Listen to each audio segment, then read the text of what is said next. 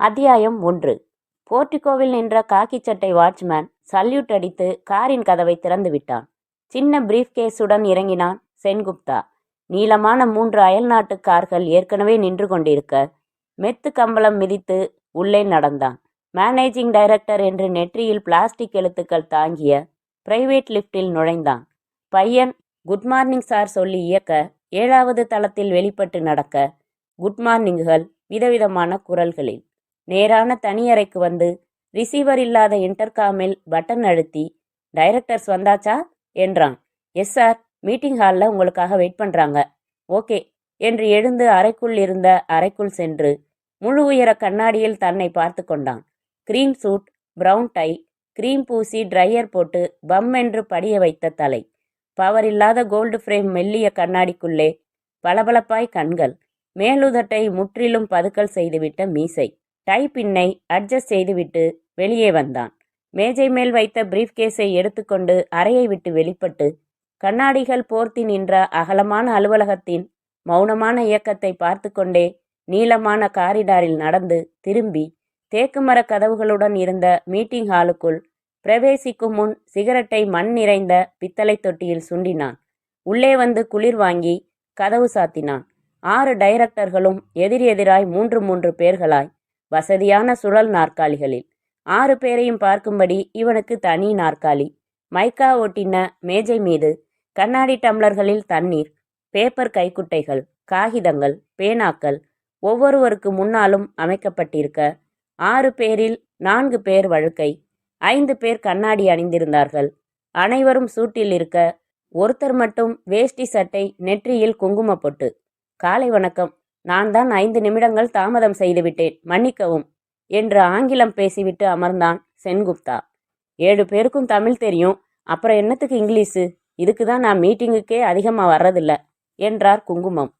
சகாதேவன் சொல்ற மாதிரி தமிழ்லையே பேசுவோமே, என்ன நஷ்டம் என்று அடுத்தவர் சொல்ல சென்குப்தா புன்னகைத்து கொண்டு, ஒரு எம்டியா இருந்துக்கிட்டு தினம் நான் சந்திக்கிற கஸ்டமர்ஸ், ஆஃபீஸர்ஸ், ஸ்டாஃப் எல்லார்கிட்டையும் இங்கிலீஷ்லேயே பேசிடுறதால இங்கேயும் அதே வருது.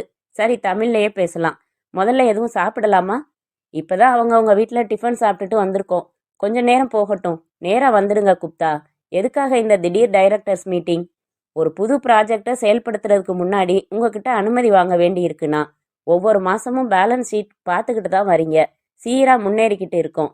இந்தியா முழுக்க டீலர்ஸ் அப்பாயிண்ட் ஆகிட்டாங்க. ரெஃப்ரிஜிரேட்டர்ஸ் விற்பனையில் இந்தியாவில் 3வது இடத்துல நம்ம கம்பெனி இருக்குது. ஆனால் ஏர் கண்டிஷனர்ஸ் விற்பனையில் ரொம்ப தேங்கிட்டோம். 27வது இடத்துல இருக்கோம். குவாலிட்டியில் குறைவு இல்லை, விளம்பரத்துலேயும் குறைவு இல்லை, விலையும் அதிகம் இல்லை. ஆனால் விற்பனையில் ஏர் கண்டிஷனர்ஸை பொறுத்த வரைக்கும் ரொம்ப புவர் பெர்ஃபார்மன்ஸ். என்ன காரணம்? சர்வே பண்ணிக்கிட்டு இருக்கோம். ஒரு கமிட்டி அமைச்சு அனலைஸ் பண்ணிக்கிட்டு தான் இருக்கோம் என்ற சென்குப்தா பிரீஃப் கேஸில் இருந்து 3 ஃபைல்களை எடுத்து வைத்து கொண்டு புரட்டி, ஏர் கண்டிஷனர்ஸ் ப்ரொடக்ஷன் நிறுத்தி 2 மாதம் ஆச்சு. அங்கங்கே டிப்போக்களில் 1,17,300 ஏர் கண்டிஷனர்ஸ் ஸ்டாக்கில் இருக்குது. அதோட மதிப்பு உங்களுக்கு சொல்ல வேண்டியதில்லை. இப்போது விற்பனையாகிற ரேட்டில் இவையெல்லாம் விற்று தீர இன்னும் 5 மாதம் ஆகும். ஏற்கனவே ப்ரொடக்ஷன் யூனிட்டில் வேலை இல்லாமல் 2 மாதமாக 400 பேருக்கு சம்பளம் தரோம். ஒரு பிரிவை மட்டும் மூடவோ அவங்கள வேலையை விட்டு நிறுத்தவோ முடியாது. யூனியன் பிரச்சனைகளை, வழக்குகளை சந்திக்க வேண்டி வரும். இன்னும் 5 மாதத்துக்கு ப்ரொடக்ஷனை நிறுத்தி ஆனால் சம்பளத்தை மட்டும் கொடுத்தா பேங்க் லோனுக்கான வட்டி எல்லாம் சேர்த்து 37 லட்சம் ரூபாய் நஷ்டம். என்ன மிஸ்டர் குப்தா, இப்படி குண்டு போடுறீங்க? இந்த நஷ்டத்தை தவிர்த்தே ஆகணும். அதுக்கு என்ன செய்யணுமோ செய்யுங்க. கம்பெனி ஆரம்பித்து 7 வருஷத்தில் நஷ்டங்கிற பேச்சே கிடையாது.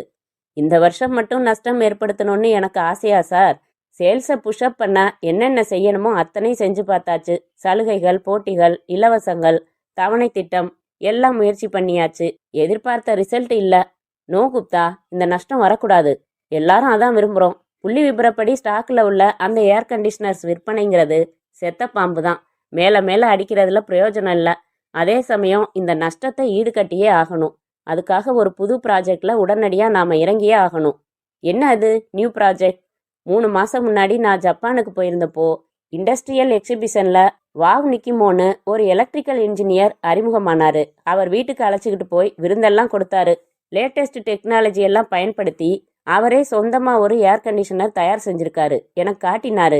ஒரு வீடியோ கேசட் அளவு தான் சைஸ். Portable air conditioner. 2 பின் பிளக் பாயிண்ட்ஸ் வயரை செருகிட்டா போதும். It functions. Completely a new innovation. அது அவர் ஜப்பான்லேயே ஒரு தயாரிப்பு கம்பெனிக்கு ரைட்ஸ் விற்க முயற்சி பண்ணியிருக்காரு. மினி சைஸ் எக்யூப்மெண்ட்ஸ் மேலே ஜப்பானீஸுக்கு இப்போ மோகம் குறைஞ்சிக்கிட்டு வருது. அதனால ரிஸ்க் எடுத்துக்க அவங்க தயார் இல்லை. அந்த ரைட்ஸை விற்பனையாக்க உதவ முடியுமான்னு என்ன கேட்டாரு. யோசனை பண்ணுறேன்னு சொல்லிட்டு வந்தேன். Excuse me. சென்குப்தா மூடியை எடுத்து வைத்துவிட்டு தண்ணீர் குடித்தான். 6 டைரக்டர்களும் அமைதியாக ஒருவரை ஒருவர் பார்த்து கொண்டார்கள். மறுபடி எக்ஸ்கியூஸ் மீ என்று விட்டு சிகரெட் எடுத்து லைட்டரில் பற்ற வைத்து கொண்டு சென்குப்தா தொடர்ந்தான். இங்கே நமக்கு கிரைசிஸ் வந்ததும் யோசித்தேன். வாவ் நிக்கிமோவோட நானே பர்சனலாக தபால் தொடர்பு வச்சுக்கிட்டேன். பல தடவை என் பிரைவேட் ஃபோனில் பேசினேன். விளைவு இதோ இந்த நியூ ப்ராஜெக்ட் ஃபைல் என்று மற்றொரு ஃபைலை எடுத்து புரட்டினான். ஒரு முழு மாசமாச்சு இந்த ஃபைல் உருவாக. நானே எலக்ட்ரிக்கல் இன்ஜினியராக இருக்கிறதால யாரோட உதவியும் இல்லாமல் இந்த ஃபைலை உருவாக்க முடிஞ்சுது. இதில் மார்க்கெட்டிங் மெத்தட்ஸ்லேருந்து எப்படி எப்படி விளம்பரம் செய்யணுங்கிறது வரைக்கும் குறிப்புகள் இருக்குது. இண்டியன்ஸ் புது பொருள்களுக்கு தப்பாமல் ஆதரவு கொடுப்பாங்க. அதுக்கு ஆதாரமாக சர்வே ரிப்போர்ட்ஸ் இதில் வச்சுருக்கேன். இந்த போர்ட்டபிள் ஏர் கண்டிஷனர் ப்ராஜெக்டை நீங்கள் அனுமதிச்சிங்கன்னா 3 வருஷத்தில் இந்தியாவில் நம்பர் 1 பிளேஸுக்கு நம்ம கம்பெனி போகுது. அதுக்கு நான் உத்தரவாதம். தயாரிப்பு ரகசியத்தை அவுட்ரைட்டாக வாங்கிடுறோம். வேற யாருக்கும் கொடுக்க முடியாதபடி அக்ரிமெண்ட் போட்டுடலாம். மார்க்கெட் பிடிச்சிட்டா எந்த கம்பெனியும் போட்டி போட முடியாது. மோனோபோலி மார்க்கெட் ப்ராடக்ட்டுக்கு நானே பேர் கூட சூட்டிட்டேன். மினி ஏர். நல்லா இருக்கா? வெயிட், இருங்க குப்தா, பேருக்கு அப்புறம் போகலாம். முக்கிய விவரங்களை சொல்லுங்க. என்ன முதலீடு, அடக்கம் என்ன, லாபம் எவ்வளவு? இதோ சொல்றேன் என்று ஃபைலில் காகிதங்களை சரசரக்க வைத்து படித்தான். இதுக்காக புதுசா 12 லட்சம் ரூபாய்க்கு தான் நாம இயந்திரங்கள் போடுறோம். புது தொழிலாளிகள் தேவையில்லை. ஒரு சின்ன நட்டு கூட இறக்குமதி பண்ண தேவையில்லை. எல்லாம் இங்கேயே கிடைக்குது. ஒரு பீஸ் 2000 ரூபாய் அடக்கமாகுது. புது பொருள் போட்டி இல்லைங்கிறதுனால 50% லாபம் தாராளமாக வைக்கலாம். ஒரு பீஸுக்கு 1000 ரூபாய். ஒரு மாசத்துல மினிமம் 5000 பீஸ் விற்கலாம். கணக்கு பண்ணி பாருங்க. இப்போ தவிர்க்கவே முடியாத 37 லட்சம் நஷ்டத்தையும் ஈடுகட்டி அதுக்கு மேலேயும் பணம் கொட்ட போகுது.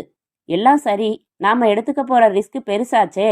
இந்த ப்ராடக்ட்டுக்கு வரவேற்பு கிடைச்சு நம்ம எதிர்பார்ப்புப்படி வரவேற்பு இருக்கணுமே. இருக்கும் இருக்கும் இருக்கும், எனக்கு நம்பிக்கை இருக்கு. கொஞ்சம் யோசிக்கணும் குப்தா என்றார் சகாதேவன். ஒரு வாரம் டைம் எடுத்துக்கலாம். மறுபடி அடுத்த வாரம் கூடலாம். அப்போ முடிவு செய்யலாம். அப்படியே செய்யலாம். சென்குப்தா, இந்த ப்ராடக்ட் பற்றி வெளியில் மூச்சு விட்டுடாதீங்க. நிறைய போட்டி கம்பெனிகள் நம்மளை கவனிச்சுக்கிட்டே இருக்கு. கவுத்து விடுறதுக்கு மேல் லெவல் வரைக்கும் வேலை பார்க்குது. இந்த ப்ராஜெக்ட் 1 மேன் ப்ராஜெக்ட் சார். நானே டைப் அடித்தேன். நானே நிக்கிமோவுக்கு தபால் போஸ்ட் பண்ணேன். அன்லிஸ்டட் நம்பர் ஃபோனில் தான் பேசினேன். இப்போது அந்த நிக்கிமோவையும் நம்ம 7 பேரையும் சேர்த்தா மொத்தம் 8 பேருக்கு தான் தெரியும். வெல், இப்போ லைட்டாக ஏதாச்சும் ட்ரிங்க்ஸ் சாப்பிட்டுட்டு வேற 2 விஷயங்களை விவாதிக்க வேண்டியிருக்கு என்று இன்டர்காம் எடுத்து, சேது 7 கூல்ட்ரிங்க்ஸ் இங்கே அனுப்பி வைங்க. அப்புறம் லிண்டாவை என் ரூமுக்கு அனுப்பி மேஜை மேலே நீல நிற கவர் ஒன்று வச்சுருக்கேன். அதை எடுத்துக்கிட்டு இங்கே வர சொல்லுங்க என்றான். இன்டர்காமை வைத்த டை கட்டின சேது பியூனை அழைத்து, மிஸ் லிண்டாவை கூப்பிடுப்பா என்றான்.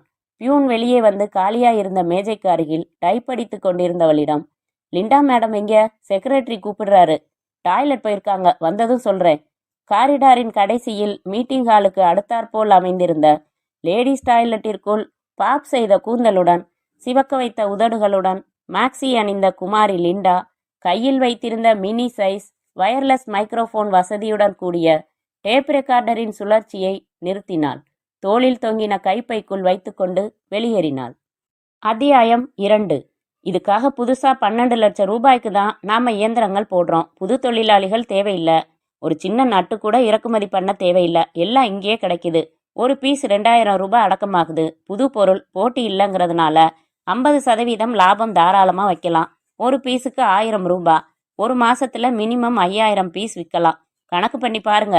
இப்போ தவிர்க்கவே முடியாத 37 லட்சம் நஷ்டத்தையும் ஈடுகட்டி அதுக்கு மேலேயும் பணம் கொட்ட போகுது என்று டேப் ரெக்கார்டரில் சென்குப்தா பேசி முடித்ததும், யாருக்கு பணம் கொட்ட போகுது என்றான் நிக்கி பிரசன்னா.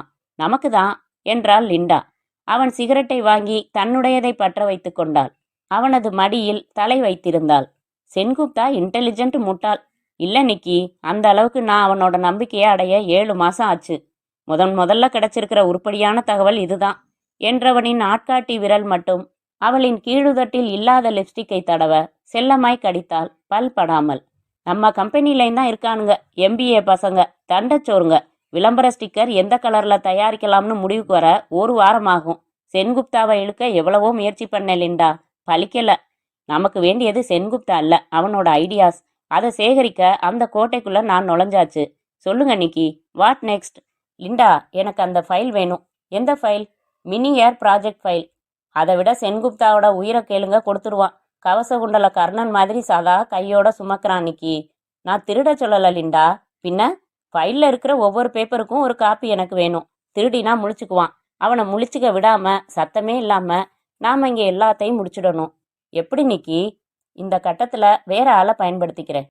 அத்தியாயம் 3. என்ஜின் ஓசையே இல்லாமல் அந்த அயல்நாட்டு பைக் வந்து நிற்க இறங்கி கொண்டான் பாலா. கட்டிடத்திற்குள் நுழைந்து லிப்ட் 6வது தளத்தில் இருந்து கீழே இறங்கி வருவதை பச்சை இண்டிகேட்டரில் பார்த்து பொறுமையில்லாமல் படிகள் ஏறி முதல் மாடியின் லிப்டுக்கு வந்து பட்டன் அழுத்த அது வந்து நிற்க நுழைந்து, லிப்டுக்குள்ள பீடி குடிச்ச பல்ல பேத்துடுவேன் படவா என்ற ஆபரேட்டனின் உயிர் பீடியை வாங்கி ஷூவில் நசுக்கி விட்டு, சொல்டா அருணா அப்படித்தானே என்றான். ஆமாங்க. எவ்வளவு? 400 ரூபாங்க. உனக்கு எவ்வளவு கொடுப்பா? 50ங்க. பின்ன எதுக்குடா முந்தா நாள் தான் கல்யாணம் ஆனவ மாதிரி தடியா கயிறு? தொழில் சார், எசகு பிசகாயிட்டா ஹனிமூன் கப்புல்னு சொல்ல வேணாமா? கருமம்டா, ரிசைன் பண்ணிடுறது தானே. முழு நேரமா இறங்கிட்டா தொழில் அமோகமா இருக்கும். அட போ சார், ஆஃபீஸ் கேர்ள்னு சொன்னாதான் அட்ராக்ஷனே. அவ போனாதான் இந்த கட்டடத்துக்கே சுபிட்சம் என்று 6வது ஃப்ளோரில் வெளிப்பட்டான் பாலா. சார், நமக்கு வேணும்னா கன்செஷன்ல போட்டு பொங்கல் தள்ளுபடியா? செருப்பு பிஞ்சிடும் ராஸ்கல் என்று நடந்தவன் திரும்பி, யோசிக்கிறேன் என்று கண்ணடித்தான். விஎல்வி டிடெக்டிவ் ஏஜென்சிஸ் என்று பித்தளை போர்டு தாங்கிய அலுவலகத்துக்குள் நுழைந்ததும் டெலிஃபோன் ஆபரேட்டர், பாலா வந்த உடனே சீஃப் கூப்பிட்டாரு, போ. என்ன? தெரியாதுப்பா. நடந்து கதவு தட்டி உள்ளே வந்து, குட் மார்னிங் சார். இருக்கட்டும் என்ற கண்ணாடி போடாத, தலை நரைக்காத, பைப்பு உபயோகிக்காத முழுக்கை சட்டை சீஃப், பாலா உன்னை எச்சரிக்க விரும்புகிறேன் என்றார். சார், தயானந்தன் ஃபைனான்ஸ் கேஸில் எவ்வளவு ரூபாய் ரசீதுக்கு மேலே வாங்கின?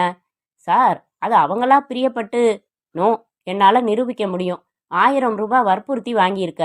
பாலா, உன் திறமையை நான் பாராட்டுறேன். அதே சமயம் உன் சுயநலத்தை வெறுக்கிறேன். போதுமான சம்பளம் நான் தந்துகிட்டு இருக்கேன். ஏஜென்சியோட பேரை கெடுக்காத. இனி இது மாதிரி செய்யாத. போ, வீட்டுக்கு போ.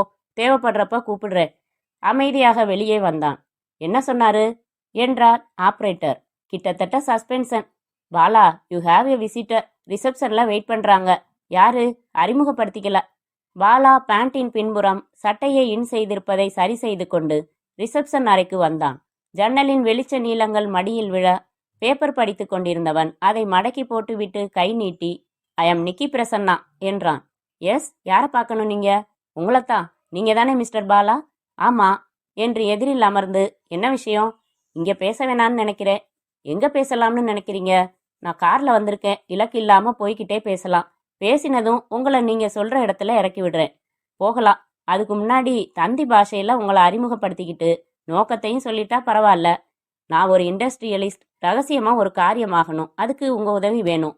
போதும், போகலாம். காரில் சகல வசதிகளும் இருந்தது. பின்புறத்தில் ஒரு சின்ன குடும்பம் குடித்தனமே நடத்தலாம். கபோர்டில் இருந்து டின் கண்டெய்னரில் இருந்த பழச்சாறு எடுத்து கொடுத்தான் நிக்கி. தலைக்கு மேலே இருந்து இசை தூறல் போட்டு கொண்டிருக்க, கண்ணாடியின் மேலே விழுந்த ஐஸ் கட்டியாக கார் சாலையில் ஸ்கேட்டிங் செய்து கொண்டிருக்க, சொல்லுங்க, என்ன இண்டஸ்ட்ரி? நிக்கி பிரைவேட் லிமிடெட். நிக்கி ரெஃப்ரிஜிரேட்டர்ஸ், நிக்கி ப்ரெஷர் குக்கர்ஸ், நிக்கி கேஸ் அடுப்புகள், உரமானவை, தரமானவை, நிக்கியின் தயாரிப்புகள், நிக்கி நிக்கி நிக்கி. விவித பாரதி விளம்பரம், சரியா என்றான் பாலா.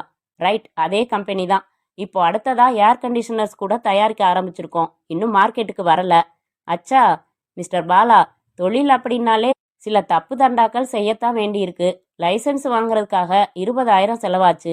போட்டியே கழுத்தை நெரிக்கும். அதனால சில குறுக்கு வழிகளை செஞ்சே ஆகணும். செய்ய போற காரியத்துக்கான விளக்கம் எல்லாம் வேணாம் சார். நான் எதுக்காக உங்களுக்கு தேவைப்படுறேன்? அம்பு மாதிரி நேர் ரோட்ல வந்துருங்க சீக்கிரம். கிங் இண்டியான்னு ஒரு கம்பெனி கேள்விப்பட்டிருக்கீங்களா? ஓஎஸ், டிவியில் விளம்பரம் பார்த்துருக்கேன். அதோட எம்டி சென்குப்தா துடிப்பான ஆளு. ஒரு புது வகை ஏர் கண்டிஷனர்ஸ் தயாரிக்க போகுது அந்த கம்பெனி. அது சம்மந்தப்பட்ட ஃபைல் பேரு மினி ஏர் ப்ராஜெக்ட். சென்குப்தா ஆஃபீஸ் போகிறப்போ வர்றப்போ கையில் ஒரு சூட்கேஸ் வச்சுருக்கான். அந்த ஃபைல் அதுக்குள்ளே இருக்கு. உங்களுக்கு அந்த ஃபைல் வேணும்? இல்லை, அதில் உள்ள விஷயங்கள் மட்டும் வேணும்.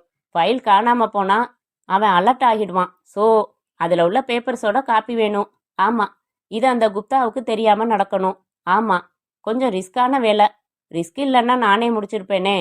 ஆஃபீஸ் அட்ரஸ், வீட்டு அட்ரஸ், ஃபோட்டோ வேணும். இதோ. நிக்கி கொடுத்த கவரை வாங்கி ஊதி சென்குப்தாவின் புகைப்படத்தை வெளியே எடுத்து பார்த்தான் பாலா. கிட்டத்தட்ட இதுவும் திருட்டு தான். தொழில்நுட்ப திருட்டு. இது சகஜமா நடக்கிறது தான். ஓகே, எவ்வளவு எதிர்பார்க்குறீங்க மிஸ்டர் பாலா? இந்த ஃபைல் உங்களுக்கு கிடைக்கிறதால நீங்க எவ்வளவு லாபம் சம்பாதிக்க போறீங்கன்னு என்கிட்ட சொல்ல வேணாம். நீங்களே கணக்கு போட்டு பார்த்துக்கங்க. அதுக்கப்புறம் எனக்கு எவ்வளவு தரது நியாயம்னு நினைச்சு சொல்லுங்க. அது எனக்கு திருப்திகரமா பட்டா செஞ்சு தரேன். 10,000 தரேன் மிஸ்டர் பாலா. சந்தோஷம். அவசரம் இல்லையே. கொஞ்சம் நடவடிக்கைகளை அப்சர்வ் பண்ணிட்டு தான் செயல்படணும். 1 வாரம் எடுத்துக்கங்க. போதும். எப்படி செயல்படுவீங்க? கேட்காதீங்க. பொறுப்பை ஒப்படைச்சாச்சு இல்லையா? விலகிடுங்க. காரியம் நடந்துடும். சென்குப்தாவுக்கு தெரியாம அந்த மினி ஏர் ப்ராஜெக்ட் ஃபைல் பேப்பர்களோட காப்பி 1 வாரத்தில் உங்க கையில தருவேன். உங்க கார்டு கொடுங்க. தந்ததும் பாக்கெட்டில் செருகி கொண்டு என்னை பாந்தியன் ரோட்ல டிராப் பண்ணிடுங்க என்றான் பாலா. அத்தியாயம் 4. சென்குப்தாவின் கார் போர்டிகோவில் நின்றதும் படிகளில் குதித்து வந்து அவன் மேல் பாய்ந்த நாய்க்குட்டியை அள்ளிக்கொண்டு டிரைவரை, நீ வீட்டுக்கு போலாந்தாஸ் என்றான். உள்ளே வந்தான். வீடியோவில் ஆங்கில படம் பார்த்து கொண்டிருந்த கையில்லாத ரவிக் அணிந்த தன் மனைவியின் பின்பக்கம் நின்று கைகளை அவள் தோள்களில் ஊன்றி முன்பக்கமாக குனிந்து நெற்றியில் தலைகீழ் முத்தமிட்டு, குட் ஈவினிங் சோனி டார்லிங் என்றான். அவன் கைகளை வெறுப்பாய் விளக்கினாள். ஏய், கோபமா? ஏர்போர்ட்டுக்கு வர்றேன்னு சொல்லாம இருந்திருக்கலாம். ஓ காட், சுத்தமா மறந்துட்டேன் சோனி. உன் பிரதர் ஈவினிங் புறப்பட்டான்ல? சாரிம்மா. இதுக்கு ஏதாச்சும் பனிஷ்மெண்ட் கொடுத்துடே. ரிமோட் கண்ட்ரோலில் டிவியை அணைத்து விட்டு எழுந்து கொண்டாள். உண்டு, நிச்சயமா உண்டு. கிளப்ல நாளைக்கு 3 நாள் டூர் புறப்படுறோம். முதல்ல வரலன்னு சொல்லியிருந்தேன். இப்பதான் ஃபோன் செஞ்சு வரேன்னு சொல்லிட்டேன். என்ன சோனி இது? பெங்களூர், மைசூர் 100 தடவை பார்த்தாச்சு. அவசியம் போகணுமா? குரூப்பா போனதில்லையே. ஆம்பளைங்க நாங்க குரூப்பா போனாலாவது நிறைய என்டர்டைன்மெண்ட் இருக்கு. திமிர். அந்தஸ்து வித்தியாசம் இல்லாம அத்தனை ஆம்பளைக்கும் திமிர். போச்சுடா. அடுத்த வரியா விமன் லிபரேஷன்னு ஆரம்பிச்சிடுவ. விடு, முகம் கழுவிட்டு வந்துடுறேன். கோட்டை எல்லாம் கலற்றி வழவழப்பாய் ஒரு லுங்கியும் லூசாக ஒரு ஜிப்பாவும் அணிந்து சிகரெட் புகைத்து சிப்ஸ் சாப்பிட்டு கொண்டு மனைவியை அணைத்து கொண்டு கொஞ்ச நேரம் டிவி பார்த்துவிட்டு தன் அறைக்கு வந்து மேஜை விளக்கை போட்டுக்கொண்டு நாற்காலியில் அமர்ந்தான். ஹாலில் டெலிஃபோன் ஒலிக்கும் சத்தம் கேட்டு நின்று, சென், கால் ஃபார் யூ என்ற சோனியின் குரல் கேட்டு மேஜையின் இழுப்பறையில் இருந்து கார்ட்லெஸ் டெலிஃபோனை எடுத்து ஆன் செய்து, ஹலோ சென்குப்தா என்றான். நான் உங்க நண்பன், பேர் கேட்க வேணாம் என்று ஆண் குரல். Nameless friend. மிஸ்டர் சென்குப்தா, உங்க கம்பெனில நிறைய லீக்கேஜ் இருக்கு. என்ன லீக்கேஜ்? News leakage. உதாரணமா, கிங் இண்டியா கம்பெனி ஒரு புது ப்ராடக்டை தயாரிக்கிறது சம்பந்தமான ஆரம்ப வேலைகள்ல இறங்கி இருக்குது. ரைட்? Who are you? அது முக்கியம் இல்ல. Who is that black sheep? இந்த கேள்விதான் முக்கியம். யார் மூலமா தகவல்கள் வெளியே போகுதுன்னு எனக்கு தெரியும். யாரு? ஆதாரத்தோட சொன்னா எனக்கு என்ன கிடைக்கும்? கேஷ். 5,000 கிடைக்குமா? ஏற்பாடு பண்றேன். Very good. அப்போ ஒன்று செய்யுங்க மிஸ்டர் சென்குப்தா. ஏற்பாடு எல்லாம் வேணாம். The deal is between you and me. ரகசியமாவே முடிச்சுக்கலாம். நாளைக்கு காலையில 5,000 பணத்தோட சரியா 10 மணிக்கு மவுண்ட் ரோட்ல லக்கி லுக் ஜவுளி கடைக்கு வாங்க. அதுல 4வது ஃப்ளோர்ல ஷூட்டிங் செக்ஷன்ல எனக்காக வெயிட் பண்ணுங்க. 10:30க்குள்ள வந்துடுறேன். ஆதாரம் காட்டுறேன். ஓகே? ஓகே என்று அணைத்து விட்டு தாடையின் நரம்புகள் அசைய, சோனி என்றான். வந்தவளிடம், கேட்டியா? இல்லையே. என்ன? மினி ஏர் ப்ராஜெக்ட் பத்தி தகவல் வெளியில போயிருக்கு ஆபீஸ்ல இருந்து. என்னங்க இது? தயாரிச்சது பூரா வீட்ல இருந்து தானே? ஆமா, முந்தா நாள் டைரக்டர்ஸ் மீட்டிங்ல தான் தனியறையில தான் வெளிப்படுத்தினேன். மேனேஜருக்கு கூட இன்னும் தெரியாது. நியூஸ் வெளியில போயிடுச்சு. இப்போ ஒருத்தன் ஃபோன் செஞ்சு யார் மூலம் போச்சுன்னு ஆதாரத்தோட சொல்றேன். 5,000 தந்தான்னு சொல்றான். பணம் பெருசு இல்ல சென். அது யாருன்னு தெரிஞ்சு உடனே விளக்கிடுங்க. நல்ல வேலை, ஆரம்ப கட்டத்திலே தெரிஞ்சுக்க முடியுதே. நோ, உடனே விளக்க போறதில்ல. யாருன்னு தெரிஞ்சதும் தகவல் யாருக்கு போய் சேருதுன்னு தெரிஞ்சுக்கணும். அதுக்கப்புறம் தான் நடவடிக்கை எடுக்க போறேன். சென்குப்தா யோசனையாக சிகரெட்டை எடுக்க அவனிடம் இருந்து பிடுங்கினாள் சோனி. போதும், இன்னைக்கு இது 3வது பாக்கெட். நான் தானே அவஸ்தைப்பட வேண்டி இருக்கும். அப்புறம் என்ன அவஸ்தை? நாறுதே கிஸ் கொடுக்கறப்போ என்று சிரிக்க கொஞ்சம் டென்ஷன் குறைந்து சென்குப்தாவும் சிரித்தான். அத்தியாயம் 5. பிரீஃப் கேஸை எடுத்துக்கொண்டு கோட் பாக்கெட்டில் 50 ரூபாய் புதுக்கட்டு ஒன்றை செருகிக்கொண்டு டிரைவரை வேண்டாம் என்று சொல்லிவிட்டு சென்குப்தாவே காரை செலுத்தினான்.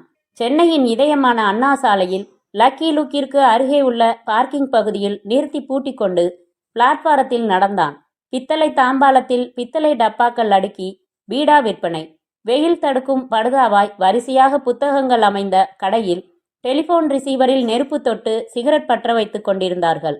பாலித்தீன் ஷீட் மேல் வரிசையாக கூலிங் கிளாஸ்கள், கேசட்டுகள், சென்ட்டுகள் அடுக்கி, எல்லாம் ஜப்பான் சரக்கு சார் என்று கற்பூரமில்லாத சத்தியம் நடந்து கொண்டிருந்தது.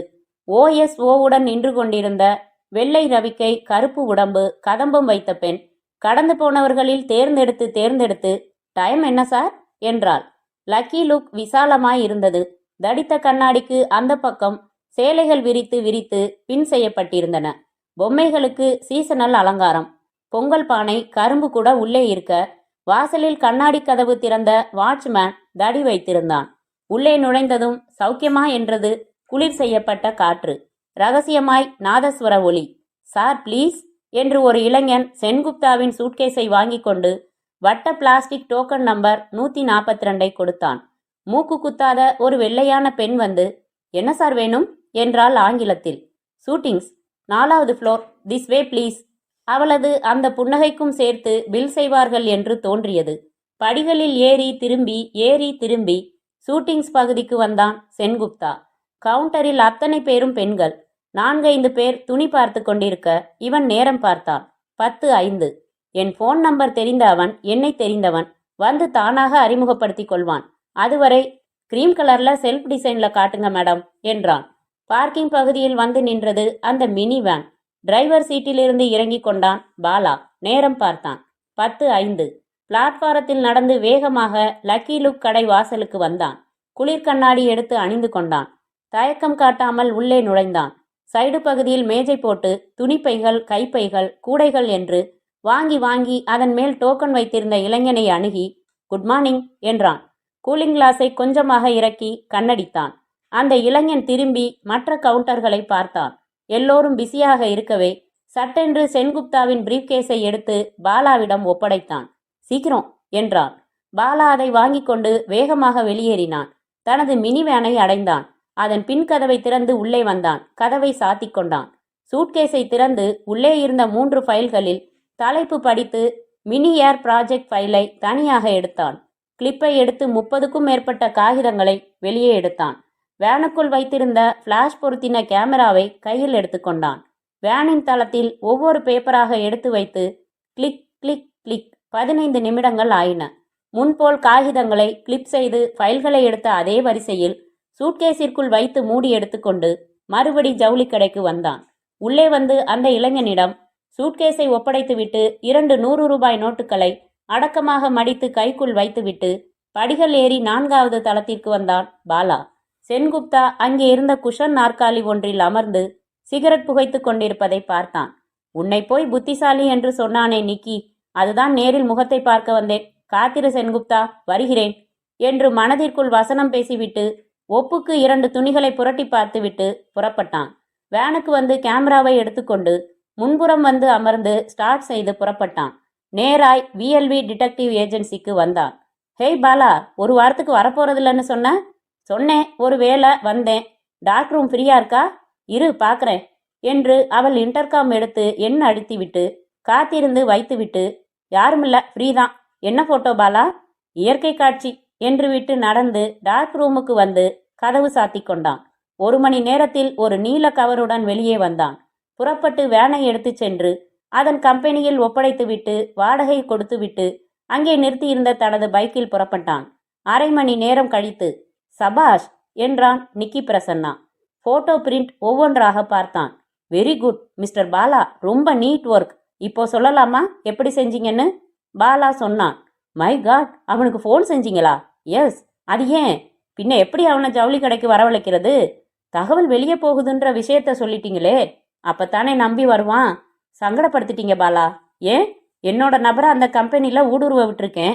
இனிமே அந்த நபரோட நடவடிக்கைகளை சந்தேகப்பட ஆரம்பிச்சிடுவான். ஜாக்கிரதையா இருந்துக்க சொல்லுங்க. வேற வழி யோசிச்சிருக்கலாம் பாலா. இதான் பெஸ்ட் ஐடியாவா எனக்கு பட்டுது. ஓகே, நான் பார்த்துக்கிறேன். இந்தாங்க. 100 ரூபாய் நோட்டுக்கட்டை வாங்கி பேன் பாக்கெட்டில் செருகி கொண்ட பாலா, நெகட்டிவ்ஸும் கவருக்குள்ள இருக்கு சார். மறுபடி என் சர்வீஸ் உங்களுக்கு தேவைப்பட்டா இந்த வீட்டு விலாசத்துல தொடர்பு கொள்ளுங்க. ஆபீஸுக்கு ஃபோன் செய்ய வேணாம். அவன் கொடுத்த கார்டை வாங்கி வைத்துக்கொண்டு ஓகே மிஸ்டர் பாலா என்றான் நிக்கி. அறையின் கதவை தள்ளிக்கொண்டு வெளியேறி அவன் போனதும் இன்டர்காமில் அழைத்து வந்த மேனேஜரை உட்கார சொன்னான். மிஸ்டர் விஸ்வேஸ்வரன், நம்ம ஏர் கண்டிஷனர்ஸை எப்போ மார்க்கெட்டில் லான்ச் பண்ணுறோம்? அடுத்த மாதம் 10ஆம் தேதி சார். சீஃப் மினிஸ்டர் அப்பாயின்மெண்ட் வாங்கியாச்சு விழாவுக்கு. Cancel the function. சார்? ஆமாம், இன்னும் 2 மாதம் கழிச்சு இந்த ஃபங்க்ஷனாக வச்சுக்கலாம். May I know the reason sir? அதுக்கு தானே கூப்பிட்டேன். ஏற்கனவே ஃபீல்டில் 900 கம்பெனி இருக்குது ஏர் கண்டிஷனர்ஸில். அதனால் இதே லைனில் புதுசாக ஏதாச்சும் செஞ்சாதான் நாம் பேர் வாங்க முடியும். சார், எல்லாம் ஃபைனலைஸ் ஆகி டிசைன்ஸ் எல்லாம் அப்ரூவ் ஆகி யூனிட் இன்ஸ்டால் பண்ணி சாம்பிள் ப்ரொடக்ஷன் கூட போட்டு பார்த்தாச்சு சார். விளம்பரமும் வைடாக செஞ்சாச்சு. இப்போ தயாரிக்க போகிற ஏர் கண்டிஷனர்ஸை நிப்பாட்ட சொல்லலை. அதோட இன்னொரு புது கம்ப்ளீட்லி நியூ ப்ராடக்ட் அறிமுகப்படுத்தலான்னு சொல்கிறேன். என்ன சார் அது? Portable air conditioner. What? Come again please. Portable air conditioner. Sir, if I am right, உலகளவிலே அப்படி ஒரு எக்யூப்மெண்ட் இன்னும் அறிமுகமாகலை. நாம் அறிமுகம் செய்யலாம். Sir, the technical know how இனிமே யாராச்சும் கண்டுபிடிச்சாதான். கண்டுபிடிச்சாச்சு சார். Is it? யாரு? பம்பாயில் ஒரு என்ஜினியர் என்னை அப்ரோச் பண்ணினான். கம்ப்ளீட்டாக ஒரு ப்ராஜெக்ட் ஒர்க் பண்ணி கொடுப்பா. யோசிக்கிறேன்னு சொன்னேன். இன்னைக்கு ஈவினிங் வீட்டுக்கு வரீங்க. நான் இது சம்மந்தப்பட்ட பேப்பர்ஸை தரேன், படிங்க. டிஸ்கஸ் பண்ணி முடிவுக்கு வரலாம். சரி sir. If it is possible to make a portable air conditioner, radio மாதிரி டிவி மாதிரி நடுத்தர வர்க்கம் பூரா கவர் பண்ணலாம். நிச்சயமாக பயங்கரமான மார்க்கெட் பிடிக்கலாம் சார். பிடிக்கத்தான் போகிறோம் விஸ்வேஸ்வரன். ஈவினிங் பேசலாம், நீங்கள் போங்க என்று விட்டு ஸ்கிராம்ப்ளர் பொருத்தின பிரைவேட் ஃபோனை எடுத்து எண்கள் சுழற்றினான் நிக்கி. ஹலோ லிண்டா, மத்தியானம் லீவ் எடுத்துக்கிட்டு வீட்டுக்கு வா, வேலை இருக்கு என்று வைத்தான். அத்தியாயம் 6. அறைக்குள் வேகமாக நுழைந்து கோட்டை கலற்றி நாற்காலியின் முதுகில் எறிந்துவிட்டு நீளமான மேஜையின் முனையின் மேல் சாய்ந்து அமர்ந்து இன்னர் டெலிஃபோனில் where is our liaison officer mister Suryanarayanan என்றான் சென்குப்தா. பெங்களூர் போயிருக்கார் sir. What the hell is he doing there? Railway dispute சம்பந்தமா போயிருக்காரு. அவர் அசிஸ்டன்ட் மகேஷ் வர்மா இருக்காரா? இருக்கார் sir. Ask him to go to Bangalore and relieve Suri. சரி சார். பெங்களூர் பிரான்ச்சுக்கு டெலெக்ஸ் மெசேஜ் கொடுங்க. சூர்யா அடுத்த ஃப்ளைட்டை பிடிச்சி இங்கே வர சொல்லுங்க. இன்னைக்குள்ள நான் சந்திக்கணும். ஏற்பாடு பண்ணுறேன் சார். ஃபோனை வைத்துவிட்டு சுழல் நாற்காலியில் அமர்ந்து சில வினாடிகள் கண்களை மூடிக்கொண்டான். கதவை தட்டிவிட்டு உள்ளே நுழைந்த இரத்த நிறத்தில் கவுன் அணிந்த லிண்டா நோட்டும் பென்சிலுமாய் மேஜைக்கு அந்த பக்கம் வந்து நின்றாள். Good morning sir. Good morning என்று மேஜையின் மேல் கனம் வைத்திருந்த 3 கவர்களை எடுத்து, லிண்டா, ஐ எம் பிஸி. சேதுவை ரிப்ளை பண்ண சொல்லுங்க. லெட்டர்ஸ் ஓரத்தில் நோட்ஸ் எழுதியிருக்கேன். Yes sir. இன்னைக்கு முக்கியமாக யாரையாவது சந்திக்க வேண்டியிருக்கா? டீலர்ஷிப் பிரச்சனை சம்மந்தமாக நாம் வர சொல்லி திருச்சி டீலர் வந்திருக்காரு. ஹோட்டலில் தங்க வச்சிருக்கோம். நீங்கள் சொல்கிற நேரம் வர சொல்லலாம். 12 மணிக்கு வர சொல்லுங்க. எஸ் சார் என்று அவள் வெளியேறியதும் இன்டர்காம் எடுத்து, Sethu, good morning. Personal manager வந்திருக்காரா? வந்திருக்கார் சார். உடனே என்னை பார்க்க சொல்லுங்க. சரி சார். லிண்டா கிட்ட லெட்டர்ஸ் அனுப்பியிருக்கேன், பார்த்துடுங்க. 10 நிமிடத்தில் பர்சனல் மேனேஜர் ஷியாம் உள்ளே வந்தார். உட்காருங்க சார். அமர்ந்தார். நிர்வாக பிரிவில் என்னையும் கேட் வாட்ச்மேனையும் சேர்த்து எத்தனை பேர் சார்? 112 பேர் சார். அட்மினிஸ்ட்ரேஷன், ஃபேக்ட்ரி ஒர்க்கர்ஸ்னு ஃபைல்ஸ் தனித்தனியாக தானே இருக்குது? ஆமாம் சார். அட்மினிஸ்ட்ரேஷனில் ரிப்போர்ட்ஸ் யார் எழுதுறது? நானே தான் சார். அந்த ஃபைலை அனுப்புங்க. சரி சார். பர்சனலாக ஒரு கேள்வி சொல்லுங்க. நம்ம கம்பெனிக்கு எதிராக இயங்குறதா உங்களால் யாரையாவது சந்தேகப்பட முடியுமா? இல்லை சார். நம்ம ஸ்டாஃபுக்கு நிர்வாகம் மேலே கொஞ்சம் கூட குறைகள் கிடையாது. They are proud to work in king India. I C. Indira காந்தியை சுட்டது பாதுகாப்புக்காக போடப்பட்ட மனிதன் தான் மிஸ்டர் ஷியாம். எல்லாரையும் பாசிட்டிவாக பார்க்காதீங்க. கொஞ்சம் அலர்ட்டாக இருங்க. யாரையாவது எதுக்காகவாவது சந்தேகப்பட்டா என்கிட்ட சொல்லுங்க. சரி சார். என்ன நடந்துச்சு சார்? Nothing டேமேஜிங்லி happened. இனிமே நடந்துட்டா பாதிக்கும். போங்க, அந்த ஃபைலை அனுப்புங்க என்றான். சென்குப்தா காத்திருந்து அந்த ஃபைல் வந்ததும் நிதானமாக புரட்டினான். ஒவ்வொரு ஊழியர்களின் பேப்பர்களையும் எடுத்து அவர்களின் வயது, விலாசம், முன் அனுபவம் என்று குறிப்புகளையும் அவர்களை பற்றிய பர்சனல் மேனேஜரின் மதிப்பீடுகளையும் பார்த்தான். மூடி டிராயரில் வைத்துவிட்டு பிரீஃப் கேஸுடன் புறப்பட்டான். கட்டிடத்தை விட்டு வெளிப்பட்டதும் டிரைவர் ஓடி வந்து காரின் கதவை திறந்து விட்டான். டிரைவர் அமர்ந்ததும் பேங்க் ஆஃப் பரோடா என்றான். நின்றதும் இறங்கி மேனேஜர் அறைக்கு சென்று புன்னகைத்து பேசி அவர் சென்று திறந்துவிட்டு வந்ததும் இவன் சென்று சேஃப்டி லாக்கர்களில் தனது 79ஐ தன் சாவி போட்டு திறந்து உள்ளே ஏற்கனவே இருந்த சில டாக்குமெண்ட்ஸுகளுடன் அந்த மினி ஏர் ப்ராஜெக்ட் ஃபைலை வைத்தான். மூடிவிட்டு விடைபெற்று மறுபடி அலுவலகம் வந்து திருச்சி டீலரை பார்த்து அவர் குறைகளுக்கு சமாதானம் சொல்லி இனி அப்படி நடக்காமல் பார்த்து கொள்வதாக உறுதி அளித்து பியூனை விட்டு ஹோட்டலில் இருந்து உணவு வரவழைத்து சாப்பிட்டு மாலை 4 மணிக்கு மே ஐ கமின் சார் என்று உள்ளே வந்தான் சூரியநாராயணன். சிகப்பாய், மாடனாய், சிரிப்பாய் இருந்தான். உட்காருங்க சூரி. அமர்ந்தான். இந்த ஆஃபீஸில் உங்களுக்கு என்ன உத்தியோகம்? லைசன் ஆஃபீஸர் அப்படின்னா ட்ரபிள் ஷூட்டர். கம்பெனியோட வியாபார பிரச்சனைகள்ல ஏற்படுற அனைத்து வகையான பிரச்சனைகளையும் தீர்க்க உதவுறது முக்கிய வேலை.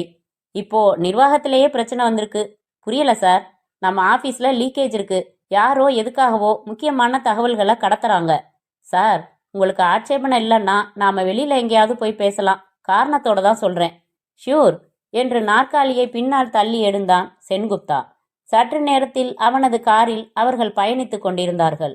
அந்த ஹோட்டல் வாசல்ல நிறுத்துப்பா. ஹோட்டலின் உள்ளே ஏசி அறைக்கு வந்து அமர்ந்தார்கள். ஏன் சூரி, ரூம்ல பேச வேணான்னு சொன்னீங்க? முக்கியமான தகவல்கள் வெளியில போகுதுன்னு சொன்னீங்க. அதனால உங்க ரூம்ல ஏதாச்சும் ஒட்டு கேட்குற கருவி இருக்கலாம்னு தான் அப்படி சொன்னேன். கொஞ்சம் விரிவா சொல்லுங்க சார். 3 நாள் முன்னாடி டைரக்டர்ஸ் மீட்டிங் நடந்ததே. அன்னைக்கு ஒரு முக்கியமான தகவலை நாங்க விவாதிச்சோம். அது நம்ம ஸ்டாஃப் யார் மூலமோ வெளியில போயிடுச்சு. ஒரு நபர் ஃபோன் செஞ்சான். உளவு பார்க்குற நபர் யாருன்னு ஆதாரத்தோட சொல்றேன். 5000 தந்தான்னா. நான் பணத்தோட அவன் சொன்ன இடத்துக்கு சொன்ன நேரத்துக்கு போனேன். ஆனா யாரும் வரல. மறுபடியும் ஃபோன் வந்துச்சா சார்? வரல, ஆனா எதிர்பார்க்குறேன். ஆஃபீஸ், வீடு எல்லா நம்பர்களையும் கவனிக்க சொல்லி, வர்ற கால்ஸை ட்ரேஸ் பண்ண சொல்லி டிபார்ட்மெண்ட்ல குறிப்பு சொல்லியிருக்கேன். Suri, you take the job. நம்ம ஸ்டாஃப் அத்தனை பேரையும் கவனிங்க. யாருன்னு கண்டுபிடிங்க. பர்சனல் ஃபைல் வாங்கி வச்சிருக்கேன். அதுலேருந்து நான் அதிகமாக சந்தேகப்படுற 7 பேரை தனியாக எழுதி வச்சிருக்கேன். அவங்கள விசேஷமா வாட்ச் பண்ணுங்க. 1 வாரத்தில் கண்டுபிடிச்சு எனக்கு சொல்லுங்க. சரி சார் என்றான் சூரி உற்சாகமாய். அத்தியாயம் 7. நிக்கியின் வீட்டின் தனி அறையில் போட்டோ பிரதிகளை பார்த்து லிண்டா டைப் செய்து கொண்டிருக்க, சிகரெட் புகைத்து கொண்டு அறையை சுற்றி சுற்றி நடந்து கொண்டிருந்தான் நிக்கி பிரசன்னா. ஃபோன் ஒலிக்க எடுத்தான். சார், பாபு பிரிண்டர்ஸ்லேருந்து ஒரு ஆள் ஒரு பார்சல் கொடுத்துட்டு 60 ரூபாய் பணம் கேட்குறான். கொடுத்து அனுப்பிட்டு அந்த பார்சலை மாடிக்கு எடுத்துட்டு வா. சற்று நேரத்தில் கதவு தட்டப்பட போய் கொஞ்சமாய் திறந்து பார்சலை வாங்கி கொண்டு சாத்தினான். கட்டிலில் வைத்து பிரித்தான். என்ன நிக்கி அது? Letter heads covers. உன்னோடதா? இல்ல, பாரேன் என்று ஒரு கவரை நீட்டினான். வாங்கி லிண்டா படித்தாள். J Ramprakash, 701 Coorg Agra road, Sion, Bombay 22. யார் இது நிக்கி? நம்ம ப்ராஜெக்ட் இன்ஜினியர். எந்த ப்ராஜெக்ட்? Portable air conditioner. என்ன புரியல? மினி ஏர் ப்ராஜெக்டை கண்டுபிடிச்சது, நமக்கு தயாரித்து தந்தது எல்லாம் இந்த ஜே ராம்பிரகாஷ். எந்த தப்பு காரியம் செஞ்சாலும் சட்டம் நம்மளை நெருங்க முடியாம செய்யணும் லிண்டா. ஒரு பையன் நம்ம மேல வழக்கு தொடர முடியாது. ராம்பிரகாஷுக்கும் நமக்கும் நிறைய கடித தொடர்பு இருந்த மாதிரி ஒரு ஃபைலே உருவாக போகுது. எந்த விதத்திலையும் கிங் இண்டியா நம்மளை டச் பண்ண முடியாது. ஓகே, நிஜமா இந்த விலாசம்? நிஜம் ராம்பிரகாஷ், நிஜம். யார் அது? எங்க அக்கா பையன். நாளைக்கு ஏதாச்சும் பிரச்சனைன்னு வந்தா அப்போ விஷயம் எல்லாத்தையும் சொல்லி கேட்டா நீட்டின காகிதத்துல எல்லாம் கையெழுத்து போடுவான். நிக்கி, மூளையை ரொம்ப தான் பயன்படுத்துற. கரைஞ்சிட போகுது. முடிச்சிட்டியா? ஆச்சு. இந்தா இந்த லெட்டர் பேப்பரை செருகிக்கோ. நான் டிக்டேட் பண்றேன். அடி.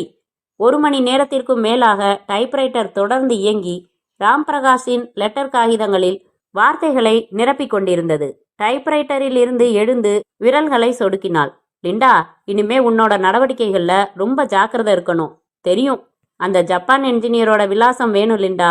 ப்ராஜெக்ட் ஃபைல்ல சென்குப்தா கரஸ்பாண்டன்ஸ் தொடர்பா ஒரு தடயத்தையும் விட்டு வைக்கல. முழுக்க முழுக்க மாடல் பத்தியும் தயாரிப்பு எஸ்டிமேட் பத்தியும் மார்க்கெட்டிங் மெத்தட்ஸ் பத்தியும் தான் இருக்கு. நிக்கி, இனிமே இது சுலபம். சென்குப்தா தனக்குள்ள வச்சிருந்த ஐடியாவை டைரக்டர்ஸ் மீட்டிங்ல திறந்தாச்சு. அவங்க நாளைக்கு மறுபடி கூடுறாங்க. அப்போ நிச்சயமா அப்ரூவ் செய்வாங்க. நஷ்டத்தை தவிர்க்க வேற வழி இல்லை. ப்ராஜெக்ட் அப்ரூவ் ஆயிடுச்சுன்னா அதுக்கப்புறம் ஏற்பாடுகள் ஆரம்பமாகணும். அப்போ ரகசியம் கொஞ்சம் நீர்த்து போகும். கான்ஃபிடென்ஷியலாக இருக்கட்டும்னு டாப் ஆஃபீஸர்ஸை கூப்பிட்டு சொல்லி வேலைகளை ஆரம்பிப்பாங்க. பொறுமையா இரு, நான் இருக்கேன். எனக்கு அந்த நம்பிக்கை ஏற்பட்டதால தான் ப்ரிப்பரேஷன் வேலைகளில் இறங்குறதா முடிவு பண்ணிட்டேன். மேனேஜரை வீட்டுக்கு வர சொல்லியிருக்கேன். கோ ஹெட் டார்லிங். லிண்டா, நாளைக்கு நடக்கிற டைரக்டர்ஸ் மீட்டிங் விவாதங்களும் எனக்கு வேணும். The same trick will work. டேபிளுக்கு அடியில் மைக்ரோஃபோனை டேப் போட்டு ஒட்டிடுறேன். பாத்ரூமில் ஆனந்தமாக ஷவர் பாத் எடுத்துக்கிட்டே டேப் செஞ்சிடுறேன். அத்தியாயம் 8. பாத்ரூமில் இருந்து தலையை பூத்துண்டால் துடைத்து கொண்டே அறைக்குள் வந்து ஒலித்த டெலிஃபோனை எடுத்தான் Sengupta. Hello Sen, good morning. Hi, good morning Soni. எங்கேருந்து? பெங்களூர் அபிஷேக் ஹோட்டலில் ஸ்டே பண்ணியிருக்கோம். அங்கேருந்து தான் பேசுகிறேன். How you? Missing you dear. ராத்திரி தூக்கத்தில் கை பக்கத்தில் தடவி தடவி பார்த்து ஏமாந்துச்சு. எப்போ வர? நாளன்னைக்கு. என்னாச்சு? லக்கி லுக் போனீங்களா? போனேன், அந்த ஆள் வரல.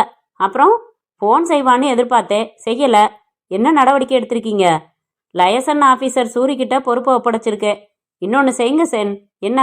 அந்த ப்ராஜெக்ட் ஃபைலை கையில் தூக்கிக்கிட்டு அலையாதீங்க. இல்லை, அதை பாதுகாப்பாக பத்திரப்படுத்திட்டேன். வேற டெலிஃபோன் தான் எழுப்பிச்சா? இல்லை, குளிச்சாச்சு. என்ன சூட் போட்டிருக்கீங்க? ரெட் கலர் விஐபி பிரீஃப் மட்டும். சி, ஓகே, வச்சிடட்டுமா? Wish me a good day. Good day. முத்தத்துடன் துவங்கட்டும். சிரித்துவிட்டு அவள் வைத்ததும் இவனும் வைத்துவிட்டு உடையணிந்து கொண்டு அறையை விட்டு வெளிப்பட்டு டைனிங் ஹால் வந்தான். சமையல்காரன் பரிமாற சாப்பிட்டு கொண்டிருக்கும் போதே பேப்பரை எடுத்து வர சொல்லி பார்த்தான். சார், சூரின்னு ஒருத்தர் உங்களை பார்க்க வந்திருக்காரு, வெயிட் பண்ணுறாரு, இங்கே வர சொல்லு. வந்த சூரி கருப்பு உடை அணிந்திருக்க, good morning sir. Good morning, உட்காருங்க. மூர்த்தி, சாருக்கு 2 பூரி. நான் சாப்பிட்டுட்டு தான். பரவாயில்ல, ஒரே ஒரு பூரி. சொல்லுங்க, என்ன விஷயம்? நேற்று ஆஃபீஸ் முடிஞ்சதும் உங்கள் ரூம் ஹால், மீட்டிங் ஹால் எல்லாம் தரோவாக செக் பண்ணேன். பக்கிங் டிவைஸ் எதுவும் இல்லை.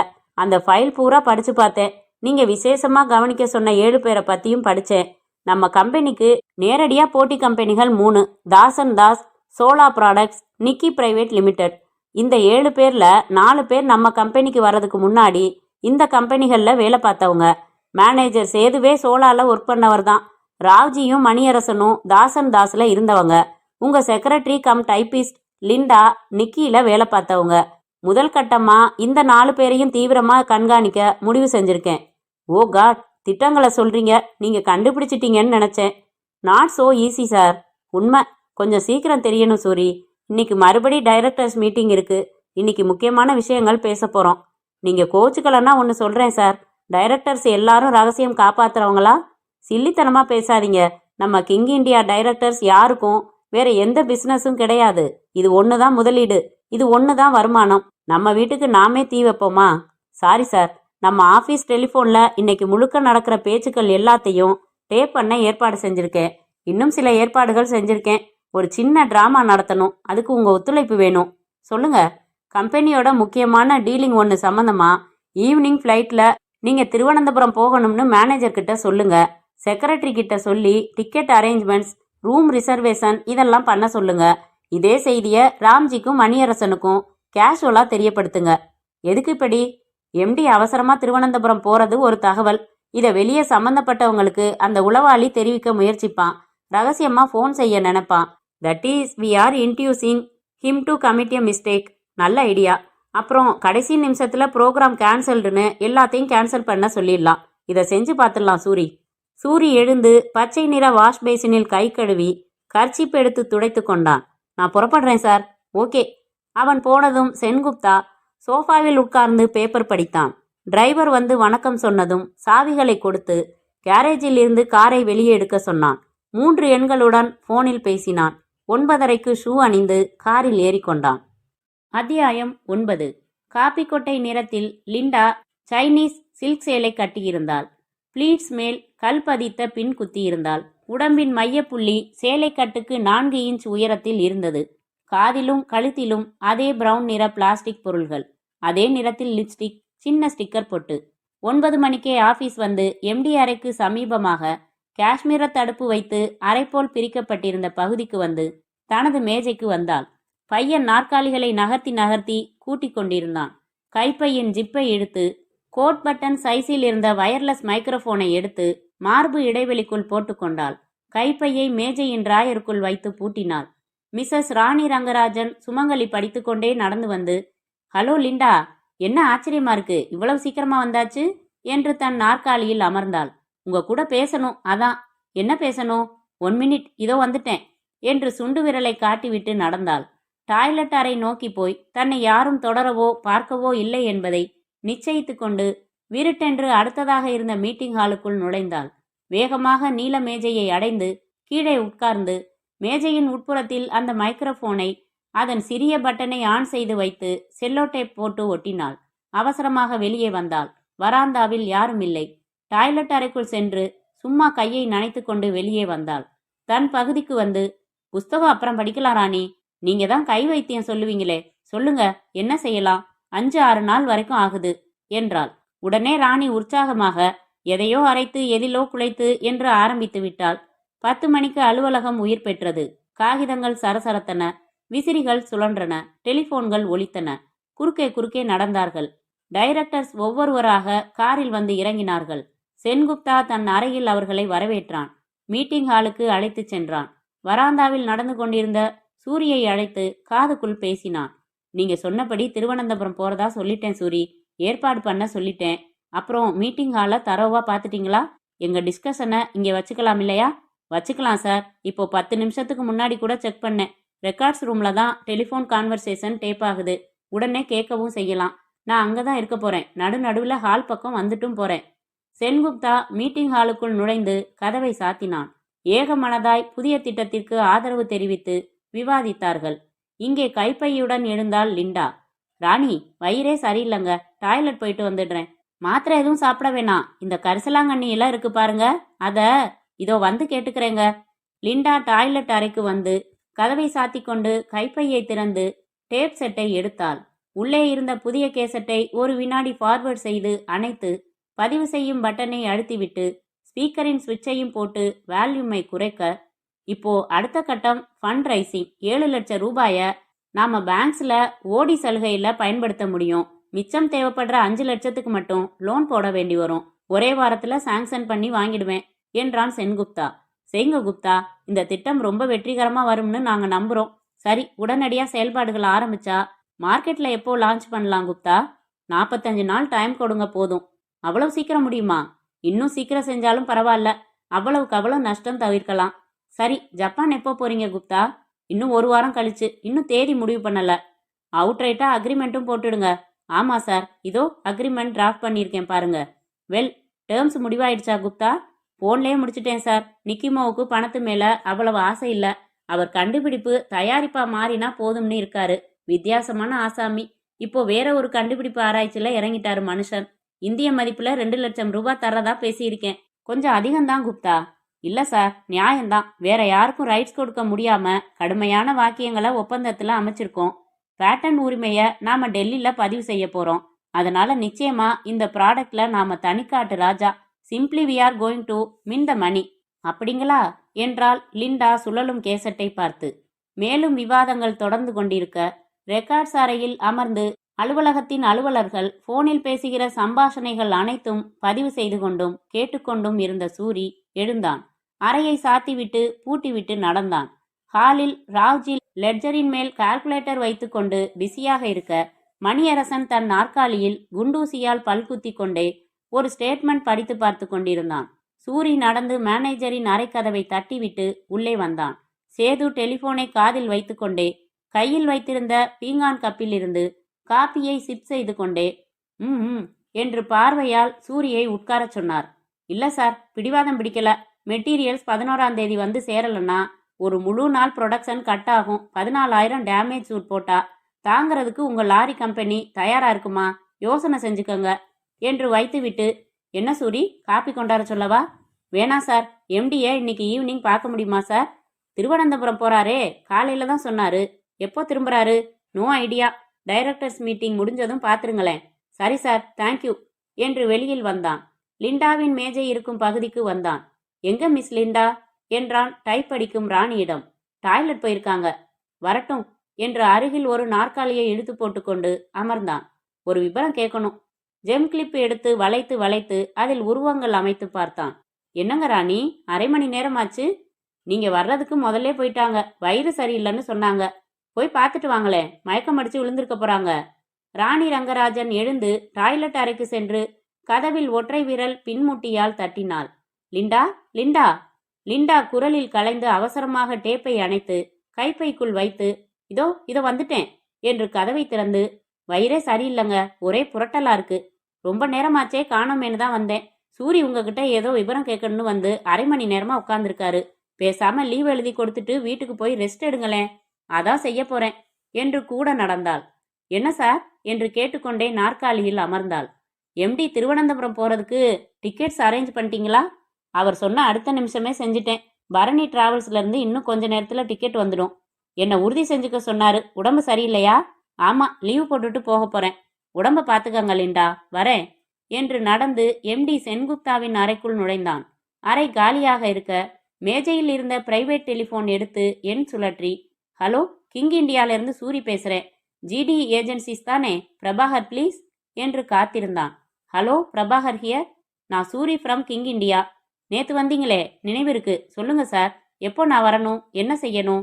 பைக் வச்சிருக்கீங்களா? கடன் வாங்கிக்கிறேன், சொல்லுங்க. உங்க ஆபீஸ்ல இருந்து என் ஆபீஸுக்கு மொத்தம் 8 நிமிஷம் ஆகும். ரிசீவரை வச்சுட்டு உடனே புறப்படுங்க. 9வது நிமிஷம் ரிசப்ஷன்ல உங்களுக்கு நான் ஹலோ சொல்றேன், ஓகே என்று வைத்தான். மறுபடி மேனேஜர் அறைக்கு வந்தான்.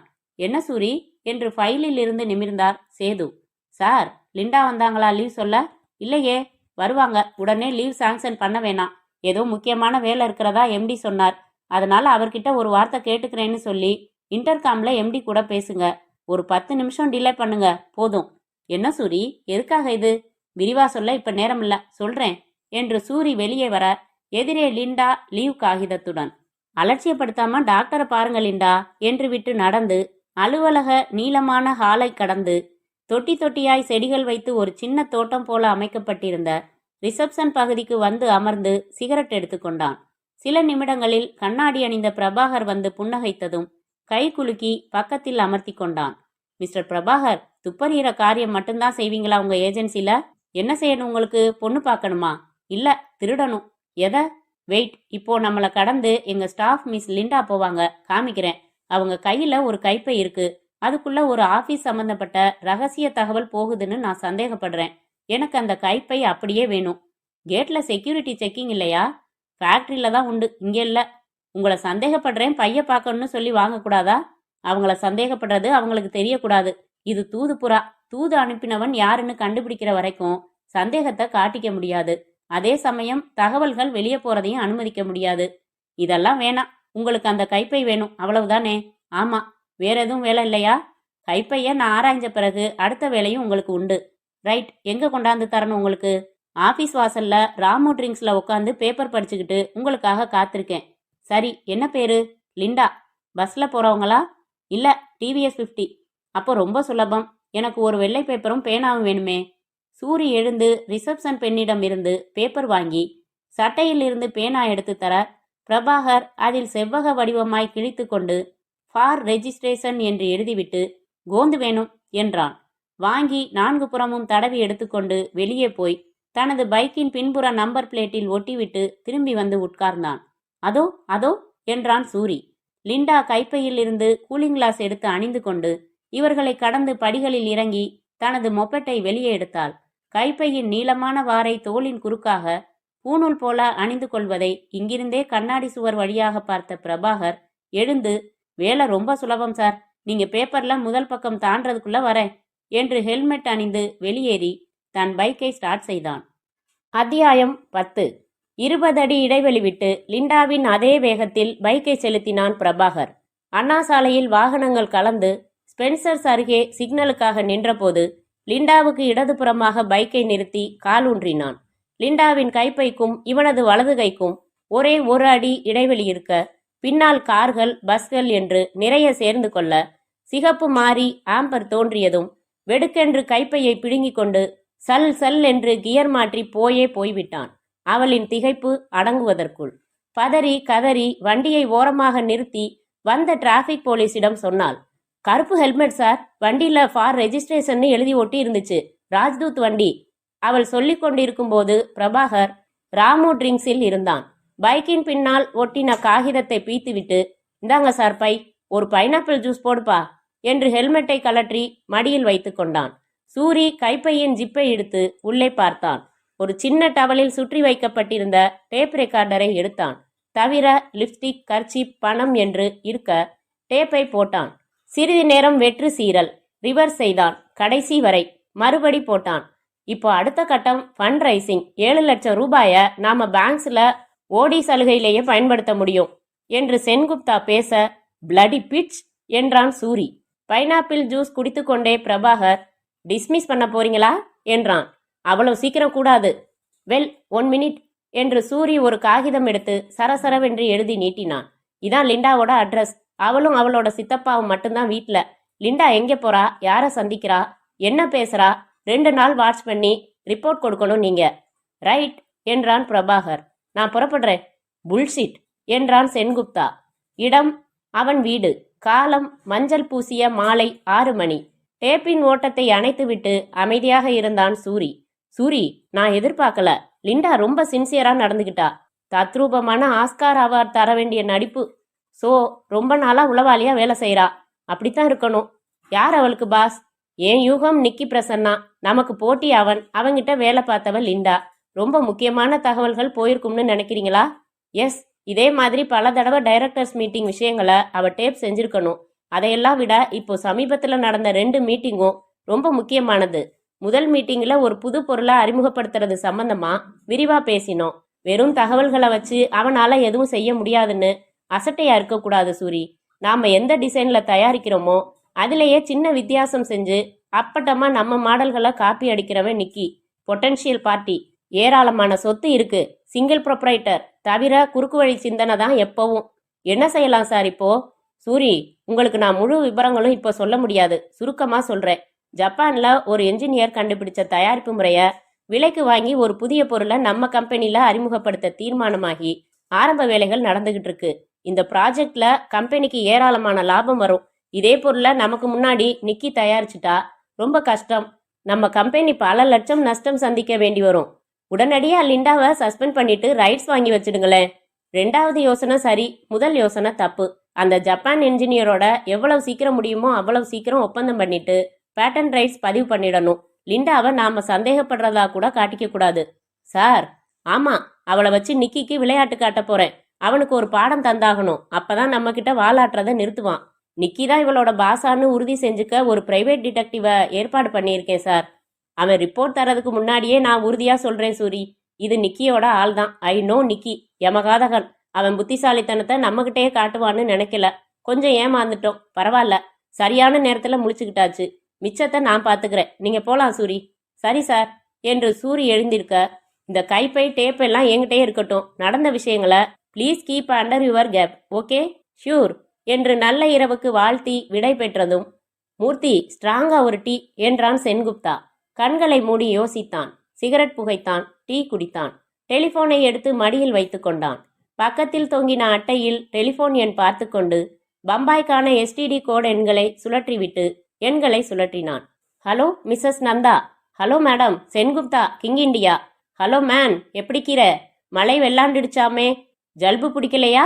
Have is my Chennai Tamil? பட்டை கிளப்பிட்டீங்க நந்தா. நலம் விசாரிக்கிறதுக்காக இல்லை இந்த ஃபோன். கொஞ்சம் முக்கியமான விஷயம். சொல்லுங்க சென். சாதாரணமாக நீங்கள் சொல்லக்கூடாத ஒரு வியாபார ரகசியத்தை எனக்கு சொல்லணும். Will you? கண்டிஷன் போடாதீங்க. விஷயம் என்ன?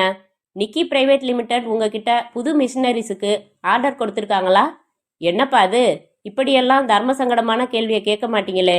இப்போ கம்பெனிக்கே தர்ம சங்கடம். அதான் நீங்கள் சொன்னதா நான் காட்டிக்க மாட்டேன். சொல்லுங்க. ஆமாம், மேனேஜர் வந்து ஆர்டர் கொடுத்துருக்காரு.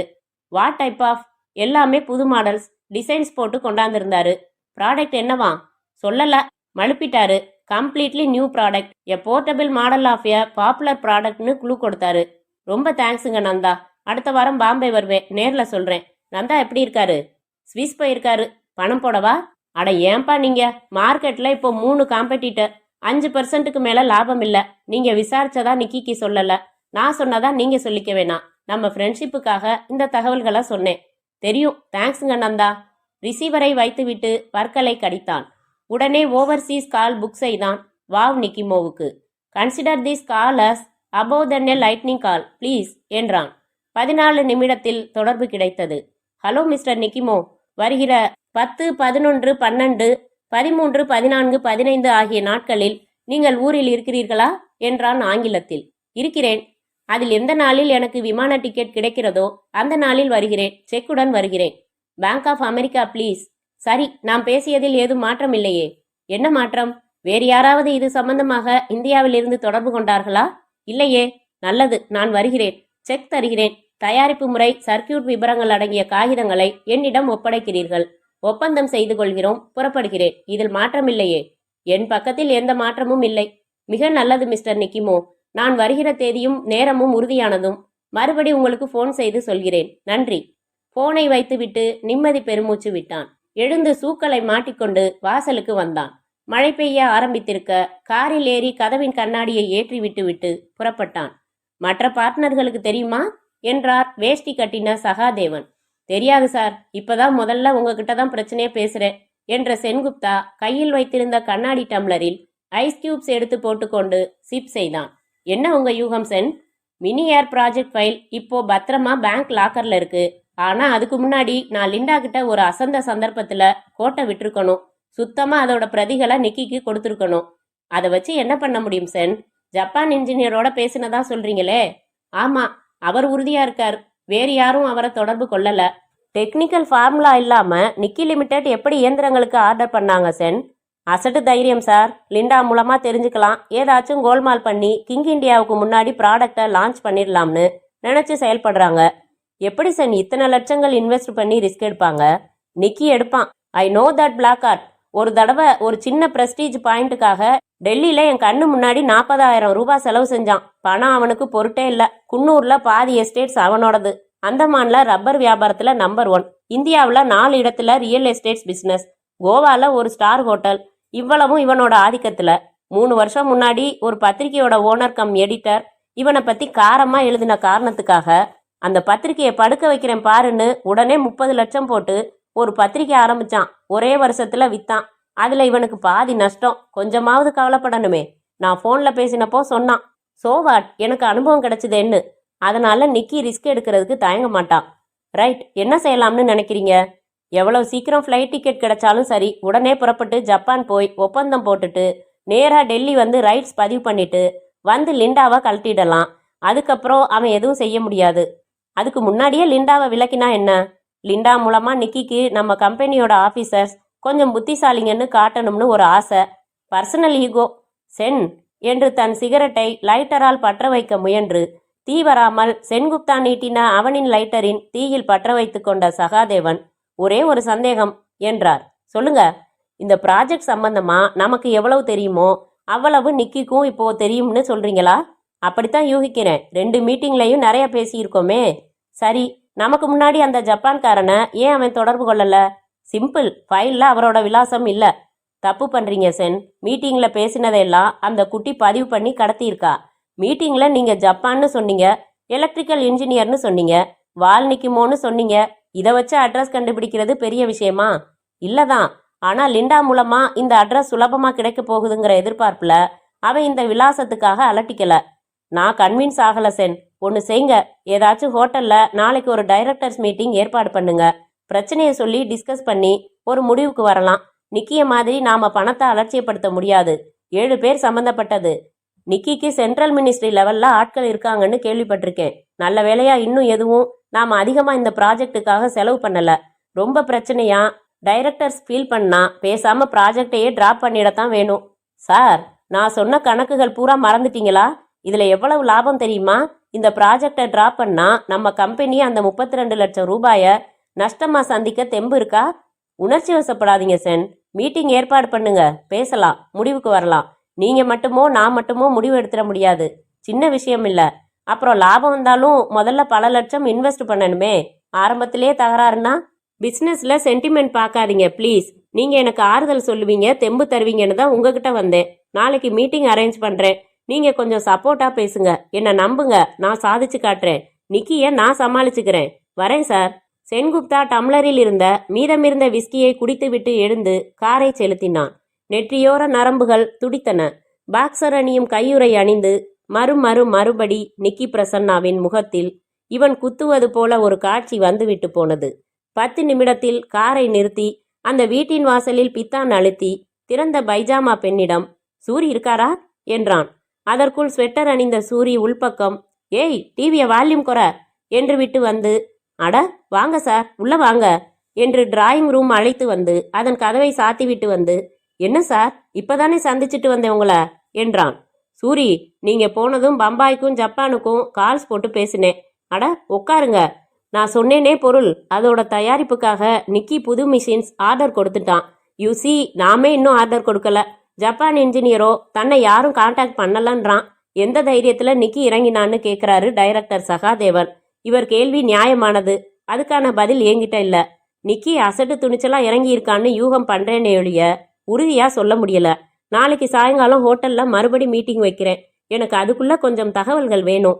நிக்கிக்கு இந்த ப்ராஜெக்ட் பத்தி என்ன தெரியும், எவ்வளவு தெரியும், என்ன அவன் திட்டம், என்ன அவனோட தைரியம், இதெல்லாம் தெரியணும். Correct sir. நீங்க ஏற்பாடு பண்ணியிருக்கிற டிடெக்டிவ் கொஞ்சம் சுறுசுறுப்பா செயல்படணும்.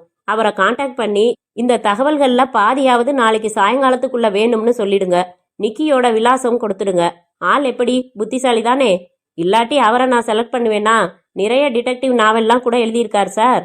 ரைட், நான் புறப்படுறேன் என்று சென்குப்தா புறப்பட்டு போனதும் சூரி ஃபோன் எடுத்து, மிஸ்டர் பிரபாகர் இருக்காரா? கூப்பிடுங்க, பேசணும் என்றான். அத்தியாயம் 11. லிண்டா லிப்ஸ்டிக் தடவி உதடுகளை மென்று கொண்டே விளக்கை அணைத்துவிட்டு அறையை விட்டு வெளியே வந்தாள். சித்தப்பா கையில் புத்தகம் வைத்துக்கொண்டு அதை பார்த்து பார்த்து போர்டில் செஸ் காய்களை அடுக்கிக் கொண்டிருக்க, அருகில் நாற்காலி மேல் ஹிஸ் மாஸ்டர்ஸ் வாய்ஸ் போஸில் அமர்ந்திருந்த நாயை தலையில் செல்லமாக தட்டிவிட்டு, ராத்திரி நான் சாப்பிட வரமாட்டேன் சித்தப்பா என்று ஹீல்ஸ் அணிந்தாள். மணி என்ன இப்போ என்றார் தொடர்ந்து அடுக்கிக் கொண்டே. 7:05. 9 மணிக்குள்ள வந்துருவியா? சொல்ல முடியாது, லேட்டானாலும் ஆகலாம். அப்போ வாசல் சாவி எடுத்துட்டு போயிடு. வர்றப்போ பூண்டு மாத்திரை வாங்கிட்டு வா, தீந்துடுச்சு. சரி சித்தப்பா என்று வெளியேறி தன் மொபெட்டை ஸ்டார்ட் செய்தாள். தூரத்தில் பிரபாகர் தன் பைக்கை ஸ்டார்ட் செய்தான். கூர்கா லிண்டாவை பார்த்து கதவை திறந்து உள்ளே அனுமதித்து மறுபடி மூடி பூட்டினான். லிண்டா போர்ட்டிகோவில் நிறுத்தி உள்ளே வர, ஐயா உங்களுக்காக மாடியில் வெயிட் பண்றாங்க, வர சொன்னாங்க. படிகளில் ஏறினாள். கதவை தட்டாமல் உரிமையாக தள்ளி உள்ளே வந்து ஈசி சேரில் ஆடிக்கொண்டே புத்தகம் படித்து கொண்டிருந்த நிக்கியின் பின்னால் வந்து, ஈவினிங் டியர் என்றாள். புத்தகத்தை மடக்கி போட்டுவிட்டு, என்ன போ லிண்டா, இப்படி கோட்டை விட்டுட்டியே என்றான். நான் என்ன செய்வேன் நிக்கி, எதிர்பார்க்கவே இல்லை. சரி, இதை மட்டும் சொல்லு, அவன் திருட்டு நோக்கத்துல பறிச்சானா இல்ல சென்குப்தா அமர்த்தின ஆளா? சேச்ச, கிங் இண்டியால இந்த நிமிஷம் வரைக்கும் என் மேல யாருக்கும் எந்த சந்தேகமும் இல்லை. அவன் திருடன் தான், அது திருட்டு தான். சரி, தகவல்கள் போச்சே, எப்படி போகும்? எல்லாத்தையும் ஸ்பீக்கர்ல கேட்டுக்கிட்டே தான் டேப் செஞ்சேன். இங்க டேப் ஆனா போதாதா என்று தன் நெஞ்சை தொட்டு காட்டினாள். டேப் ரெக்கார்டரா அது? ஸ்பீக்கர்ஸ்? அப்பா, கோபமில்லையே. லிண்டா மேல கோபமே கிடையாது என்னைக்கும். சரி, சாராம்சத்தை சொல்லு. கிங் இண்டியா இதுக்காக இன்வெஸ்ட் பண்றது 12 லட்சம். அதுல 7 லட்சம் ஓடி சலுகையில சமாளிக்க போறாங்க. மீதி 5 லட்சத்துக்கு புது லோன். சரியா 45 நாள்ல மார்க்கெட்டுக்கு கொண்டாட முடியும்னாரு குப்தா. ஜப்பான் இன்ஜினியருக்கு அவுட்ரைட் ராயல்ட்டியா பேசியிருக்கிற தொகை ரூபாய் 2 லட்சம். ஜப்பான்ல ஒப்பந்தம் முடிச்ச கையோட நேரா டெல்லி வந்து பேட்டன் ரைட்ஸ் பதிவு செய்ய போறான் சென்குப்தா. இவ்வளவுதான் கேட்டேன். போதும் லிண்டா. மேஜை மேல சிகப்பு புக்கு இருக்கு பாரு, அதுல முதல் பக்கத்துல ஒரு காகிதம் இருக்கு, எடுத்து பாரு. லிண்டா போய் எடுத்து பார்க்க, வாவ் நிக்கி நிக்கி, இது எஸ், அந்த ஜப்பான் இன்ஜினியர் வாவ் நிக்கிமோவோட முழு விலாசம், ஃபோன் நம்பர்களோட. இது எப்படி நிக்கி? இன்டர்நேஷனல் லெவல்ல நமக்கு ஆட்கள் உண்டு லிண்டா. மை காட், பின்ன ஏன் லேட் பண்றீங்க? நேரா போய் இந்த ஆளை பார்த்து, நான் 3 லட்சம் தரேன், என்கிட்ட வித்துடுன்னு வாங்க வேண்டியது தானே. அதுல சிக்கல் இருக்கு லிண்டா. என்ன சிக்கல்? இந்த நிக்கிமோ ரொம்ப நேர்மையான ஆளு. நான் ஜப்பான்ல இருக்கிற ஒரு எலக்ட்ரானிக் ஸ்தாபனம் மூலமா அவரை கான்டாக்ட் பண்ண சொன்னேன். இந்தியால கிங் இண்டியாங்கிற கம்பெனிக்கு தரதா பேசிட்டேன், வாக்கு மீற மாட்டேன்னு சொல்லியிருக்கான். கிங் இண்டியாவுக்கு ஒப்புக்கிட்ட தொகை எதுவா இருந்தாலும் அதை விட 2 மடங்கு தரதா கேட்டாச்சு. மனுஷன் அசையல, நடக்காது சாரின்னுட்டான். அட பாவி. பரவாயில்ல, இப்ப என்ன, நான் மிஷின்ஸுக்கு ஆர்டர் கொடுத்தாச்சு தெரியுமா. அந்த போர்ட்டபிள் ஏர் கண்டிஷனரை நான் தான் மார்க்கெட்டுக்கு அறிமுகப்படுத்த போறேன். இல்லைன்னா நான் நிக்கி பிரசன்னா இல்லை. பிரசன்னா நிக்கியா? லிண்டா, என்ன கேள்வி பண்றியா? சேச்ச, சும்மா தமாஸ். நீ செய்வ, எனக்கு தெரியும் எப்படின்னு தான். கிங் இண்டியாவுக்கு 2 லட்சம் செலவு பண்ணி தான் ரைட்ஸ் கிடைக்க போகுது. ஆனா எனக்கு அந்த செலவும் இல்லாம கிடைக்க போகுது லிண்டா. எப்படி? ஜப்பான்லையும் நமக்கு தப்பு வேலை செய்யற ஆளுங்க உண்டு, டெல்லிலையும் உண்டு. இங்க உட்காந்துக்கிட்டே இயக்க போறேன். லிண்டா, கடைசியா ஒரே ஒரு உதவிதான் வேணும் உங்ககிட்ட இருந்து. என்ன நிக்கி? எனக்கு அந்த தேதிகள் தெரியணும். எந்த தேதிகள்? சென்குப்தா ஜப்பான் போற தேதிகள் என்னன்னு தெரியணும். அதை மட்டும் தெரிஞ்சு சொல்லிடு போதும்.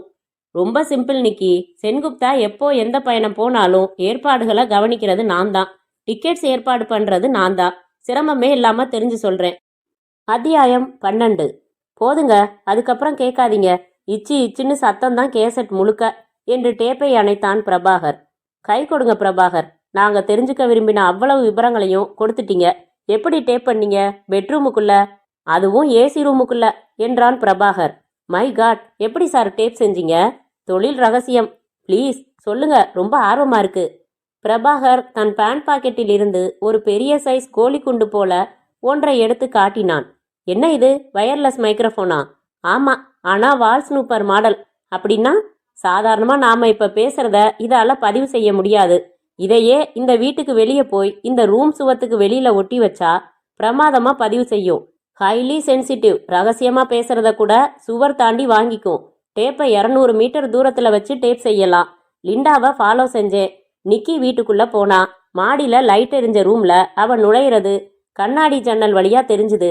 நான் காம்பவுண்டை சுத்தி வந்து குறிப்பார்த்து எரிஞ்சேன். இதுல ஸ்டிக்கிங் சப்ஸ்டன்ஸ் உண்டு. ஒட்டிக்கிச்சு. டேப் பண்ணியாச்சு. லைட் அணைஞ்சதும் புறப்பட்டு வந்துட்டேன். இதை திருப்பி எப்படி எடுத்தீங்க? எடுக்கல, இது வேற. அதை அப்படியே விட்டுட்டேன். எடுக்க முயற்சி பண்ணா மாட்டிக்குவேன். வாசல்ல கூர்க்கா உண்டு. பயம் இல்ல. யாரும் அதை சந்தேகப்பட முடியாது. வெயில் பட்டதும் உலர்ந்து கீழே விழுந்துடும். நேர் கீழே சன்ஷேடு. பிரில்லியன் பிரபாகர். அடுத்த நாவலுக்கு தலைப்பு வைக்கலாம் போல இருக்கே. சூரி அந்த கேசட்டை எடுத்துக்கொண்டு உடனே சென்குப்தாவின் வீட்டிற்கு புறப்பட்டான். மறுபடி பெய்யும் மழையை பொருட்படுத்தாமல். சென்குப்தா உற்சாகம் தலைக்கேறி சூரியின் கைகளை பிடித்துக்கொண்டு விடாமல் குலுக்கினான். நம்ம எல்லா சந்தேகங்களும் தீர்ந்துடுச்சு சூரி. இப்ப எல்லாம் கிளீன். நான் ஜப்பான் போறப்போ இல்லைன்னா அங்கிருந்து டெல்லி போறப்போ என்னை மடக்கி அந்த பேப்பர்ஸை என்கிட்ட இருந்து தட்டிடலாம்ங்கிறது தான் அவனோட பிளான். ஆமா சார், அவனோட பிளானை வச்சே அவனை மண் திங்க வைக்கலாம் சூரி. Come on with me. எங்க? பரணி டிராவல்ஸ். எதுக்கு? சொல்றேன். மிக உற்சாகமாக சிகரெட் புகைத்து கொண்டு சாலையில் தேங்கின நீரை சிதறடித்து கொண்டு காரை செலுத்தினான் சென்குப்தா. அத்தியாயம் 13. பெங்களூரில் இருந்து திரும்பிவிட்ட மனைவியை சூடான முத்தத்துடன் வரவேற்று சேர்ந்து டிஃபன் சாப்பிட்டுவிட்டு புறப்பட்டு அலுவலகம் வந்த சென்குப்தா மேஜை கேலண்டரில் தேதியை மாற்றினான். 7 எடுத்து பின்னால் செருகப்பட 8. இன்டர்காம் எடுத்து, Linda come to my room. இளநீல ஒளி சித்திரமாக வந்தாள் லிண்டா. மேஜை டிராயரில் இருந்து தன் பாஸ்போர்ட் எடுத்து நீட்டினான். ஜப்பான் போறேன். விசா, எஃப்டிசி, டிக்கெட்ஸ் எல்லாம் அரேஞ்ச் பண்ணிடுங்க. எஸ் சார் என்று பென்சில் எடுத்துக்கொண்டாள். 12ஆம் தேதி மெட்ராஸ்லேருந்து ஜப்பான், 13ஆம் தேதி ஜப்பான்லேருந்து டெல்லி, 14ஆம் தேதி டெல்லியிலேருந்து மெட்ராஸ். 2 இடத்துலையும் நான் ஹோட்டலில் தங்கலை. அதனால் ரூம் ரிசர்வேஷன் வேணாம். Okay sir. எந்த டிராவல்ஸ் லிண்டா? பரணி. கரெக்டாக கன்ஃபார்ம் பண்ணி கொடுத்துருவாங்களா? Sure sir. சரி, நீங்கள் போங்க என்றான். மறுநாள். இந்தா நிக்கி தேதிகள், விமானங்கள் புறப்படுற நேரங்கள் என்றாள் லிண்டா. இவ்வளவு சுலபமாக கிடைக்கும்னு நான் நினைக்கல லிண்டா என்று காகிதத்தை பார்த்தான் நிக்கி பிரசன்னா.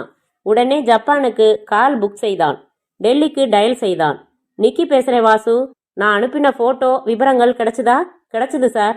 நான் சொன்னதெல்லாம் நினைவில் இருக்கா? இருக்கு சார். குறிச்சிக்கோ.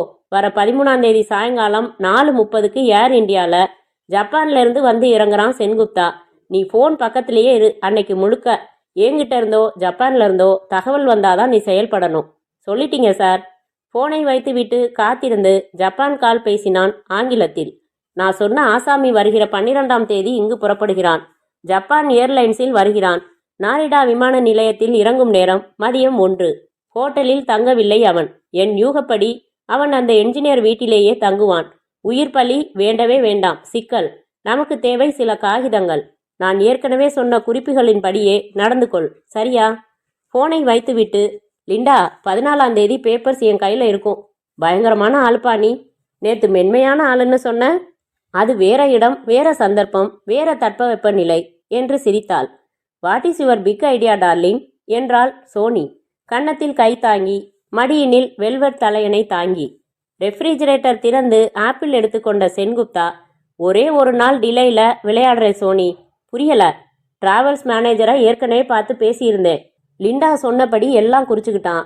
பாஸ்போர்ட், டிக்கெட்ஸ், விசா எல்லாம் கவரில் போட்டு அவன் ஆள் மூலமாக பர்சனலாக எனக்கு சேர்த்துட்டான். நீங்கள் சொன்னபடி டிக்கெட்ஸ் எடுத்து அனுப்பிட்டேன் மேடம்னு லிண்டாவுக்கு சொல்லிட்டான். இன்னும் புரியல சென். லிண்டாவை பொறுத்தவரை என் பயணத்திட்டம் 12ஆம் தேதி புறப்பாடு, 13ஆம் தேதி ஜப்பானில் புறப்பாடு, 14ஆம் தேதி டெல்லியில் புறப்பாடு. ஆனால் ஒரிஜினல் பயணம் ஒரு நாள் முன்னாடியே துவங்குது. 11 புறப்படுறேன். நிக்கியோட திட்டப்படி மறுநாள் தான் ஜப்பான்லேயோ டெல்லியிலேயோ அவனோட ஆளுங்க என்னை எதிர்பார்ப்பாங்க. டியர், நீங்களே போகணுமா? பயப்படுறியா? நியாயமான பயம் சென். சேச்ச, பயப்பட எதுவும் இல்லை. மேனேஜர் அனுப்பக்கூடாதா? அந்த என்ஜினியரோட ஆரம்பத்திலிருந்தே நானே நேரடியாக டீல் பண்ணிக்கிட்டு இருக்கேன். அதனால நான் தான் போகணும். நிக்கியோட மோதி தான் ஆகணுமா சென்? நான் எங்கே மோதுறேன்? அவன் தான் மோத வர்றான். நான் சாமர்த்தியமாக விலகிக்கிறேன். அவ்வளவுதான். மீட்டிங்கில் டைரக்டர்ஸ் பூரா சம்மதிச்சிட்டாங்களா? 2 பேருக்கு மட்டும் தயக்கம். நான் கன்வின்ஸ் பண்ணிட்டேன். அது சரி, 12ஆம் தேதி ஜப்பான் ட்ரிப் இருக்கிறப்போ அதுக்கு முதல் நாளே உங்களை காணலைன்னா லிண்டாவோ நிக்கியோ சந்தேகப்பட மாட்டாங்களா? அவசரமாக பெங்களூர் வரைக்கும் போயிருக்கிறதா மேனேஜர் சொல்வார். பாலா, கால் ஃபார் யூ என்றாள் ரிசப்ஷன் பெண். பாப்கார்ன் கொறித்து கொண்டே வந்த பாலா வாங்கி கொண்டு பாக்கெட்டை அவளுக்கு நீட்டிக்கொண்டே, ஹலோ பாலா என்றான். நான் நிக்கி பிரசன்னா. நினைவிருக்கு சார். சந்திக்கணும் உங்களை. ஆர்டினரியா அர்ஜென்ட்டா? எக்ஸ்பிரஸ். எங்க சந்திக்கணும்? என் ஆஃபீஸ் தெரியுமா? தெரியும். கிண்டி தானே? ஆமாம், உடனே வாங்க. நேரா என் ரூம்ல கொண்டாந்து விடுவாங்க. விட்டார்கள். அப்புறம் சொல்லுங்க என்று மேஜை மேலே இருந்து குண்டூசி எடுத்து பல் குத்தினான் பாலா. சிகரெட்டை புதைத்து விட்டு, மிஸ்டர் பாலா, மறுபடி உங்க உதவி வேணும். At your service sir. Papers பிரதி எடுத்து தந்தீங்களே, அதே சென்குப்தா கிட்ட தான் வேலை. வேற ஏதாச்சும் வெட்டணுமா? இல்ல, வர 12ஆம் தேதி அவன் ஜப்பான் போறான். அவனுக்கு எதிராக நான் செயல்பட்டுக்கிட்டு இருக்கேன்னு ஓரளவு யூகம் செஞ்சிருப்பான் அவன். ஆனா என்னோட நபர் அவங்க கம்பெனில இன்னும் பழைய சுதந்திரத்தோடவே இருக்கா. அவளை இதுவரை சந்தேகப்பட்டதா தெரியல. இல்ல ஒருவேளை காட்டிக்காம இருக்கானோன்னு தெரியல. அலை இல்லாத கடல், அபாயம். அதனால நீங்க அவனை அப்சர்வ் பண்ணணும். ஜப்பான் போறதுக்கு முன்னாடி அவன் எங்க போறான், யாரை சந்திக்கிறான், இதெல்லாம் தெரியணும். செஞ்சிடலாம் சார். அட்ரஸ் ஏற்கனவே தந்திருக்கீங்க, ஆளையும் தெரியும். வேற பர்டிகுலர்ஸ் எதுவும் தேவையில்லை. பெட்ரோல் செலவுக்கு கொஞ்சம் அட்வான்ஸ் தந்தா போதும். நிக்கி தன் செக் புக் எடுத்து திறந்து வைத்து கையெழுத்து போட்டு, எவ்வளவு என்றான். 500 ரூபாய் என்றான் பாலா. பாக்கெட்டிலிருந்து பாக்கெட் எடுத்து பாப்கார்ன் என்று நீட்டினான். தேங்க்யூ. தேதி 11. கிக் கிக் என்று இன்டர்காம் ஒலிக்க நிக்கி பிரசன்னா போர்வையை விலக்கி எழுந்தான். அருகில் குவார்ட்ஸ் நேரம் 1:15 என்றது. ஜன்னலுக்கு வெளியே கருப்பு. எடுத்தான். நான் தான் பேசுறேன் சார். பாலான்னு ஒருத்தர் வந்திருக்காரு. இப்பவே உங்களை பார்க்கணுமா? எழுப்ப மாட்டேன்னு சொன்னேன். பிடிவாதம் பிடிக்கிறார் சார். அதான். கேட்டை திறந்து உள்ள வர சொல்லு. வரவேற்பறையில காத்திருக்க சொல்லு என்று வைத்துவிட்டு எழுந்து இரவு கவுனின் இடுப்பு முடிச்சை சரியாக போட்டுக்கொண்டு ஒரு துண்டெடுத்து அழுத்தமாக முகம் துடைத்து கொண்டு அறையை விட்டு வெளிப்பட்டு வரவேற்பறை வந்து குட் மார்னிங் என்றான். அதே மாதிரி உங்களையும் வாழ்த்த முடியுமான்னு சந்தேகமா இருக்கு சார். மிஸ்டர் சென்குப்தா எப்போ ஜப்பான் போறதா சொன்னீங்க? 12, அதாவது நாளைக்கு அதிகாலை அல்லது midnight. No sir, Sengupta இப்போ ஆகாயத்தில் இருக்காரு. ஜப்பான் நோக்கி போயிட்டு இருக்காருங்கிறது என் யூகம். என்ன சொல்றீங்க? ஆமா, இப்போ 1 மணி நேரத்துக்கு முன்னாடி ஏர்போர்ட்ல அவர் ஒய்ஃப் சென்ட் ஆஃப் பண்ணிட்டு திரும்புறாங்க. You are mistaken Bala. நாளைக்கு ஜப்பான் பயணம். இன்னைக்கு அவசரமா பெங்களூர் போய் திரும்புறான். சரியான தகவல் வந்திருக்கு. மன்னிக்கணும் சார், ஜப்பான் ஏர்லைன்ஸ் பெங்களூருக்கு ட்ரிப் அடிக்கிறது இல்ல. வெரிஃபை பண்ணிட்டு தான் சொல்றேன். சென்குப்தா ஏறி புறப்பட்டிருக்கிறது JAL-இல். கொஞ்ச நேரம் அதிர்ந்து அமர்ந்திருந்த நிக்கி பிரசன்னா வாட்சை பார்த்தான். நிறைய நேரம் இருக்கு, என்னால உறுதி செஞ்சுக்கவும் முடியும். ரைட், இனி நான் பாத்துக்கிறேன். ரொம்ப தேங்க்ஸ் மிஸ்டர் பாலா என்று சிரித்த நிக்கி, நாளைக்கு நடத்த இருந்த நாடகங்களை இன்னைக்கே நடத்தணும் நாங்க. Okay, no problem. நீங்க தாராளமா எனக்கு குட் மார்னிங் சொல்லலாம். Good morning sir. அத்தியாயம் 14. 27 டிகிரி செல்சியஸ் ஈரப்பதமான சீதோஷ்ண நிலையுடன் 10 நிமிடத்திற்கு ஒருமுறை பொத்துக்கொள்ளும் வானத்துடன் நனைந்து போயிருந்த நாரிடா சர்வதேச விமான நிலையத்தின் ஒரு ஓரமாக வந்து நின்றது அந்த விமானம். ரன்வே கோரிக்கையுடன் பறந்து பறந்து காத்து கொண்டிருந்தது ஒரு லூப்தான்சாவின் விமானம். ஸ்விஸ் ஏர் புறப்பட தயாராய் நிதானமாய் ஓடிக்கொண்டிருக்க, பான் அமெரிக்கனின் நியூயார்க் செல்லும் விமானத்திற்கு பயணிகளை மொழிமாற்றி அழைத்து கொண்டிருந்தார்கள். கருப்பு ஸ்வெட்டர் அணிந்த சென்குப்தா இறங்கும் முன் விமானத்தில் சொல்லப்பட்டபடி தன் கை கடிகாரத்தில் 3.5 மணி நேரம் கூட்டி வைத்து கொண்டான். இறங்கி வெளிவாசலுக்கு வெளிச்ச எழுத்துக்களை படித்து பார்த்து நடந்தான்.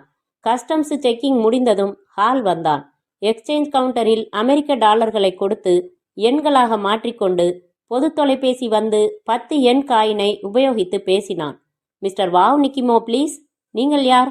நான் சென்குப்தா, இந்தியாவிலிருந்து வந்திருக்கிறேன். நான் வருவது அவருக்கு தெரியும். வந்ததும் ஃபோன் செய்ய சொன்னார். நான் அவரது செக்ரட்டரி. உங்களை வரவேற்க அவர் விமான நிலையத்திற்கு ஏற்கனவே புறப்பட்டு வந்துவிட்டார். விசாரணை கவுண்டர் அருகே காத்திருங்கள். அவரை சந்தித்திருக்கிறீர்கள் அல்லவா? சந்தித்திருக்கிறேன். நான் சொன்ன இடத்தில் காத்திருங்கள். சந்திக்க இயலவில்லை எனில் விசாரணையில் உங்களுக்கு ஏதாவது செய்தி இருக்கிறதா என்று கேளுங்கள். அப்படியும் சந்திப்பு நிகழவில்லை எனில் மறுபடி என்னை தொடர்பு கொள்ளுங்கள்.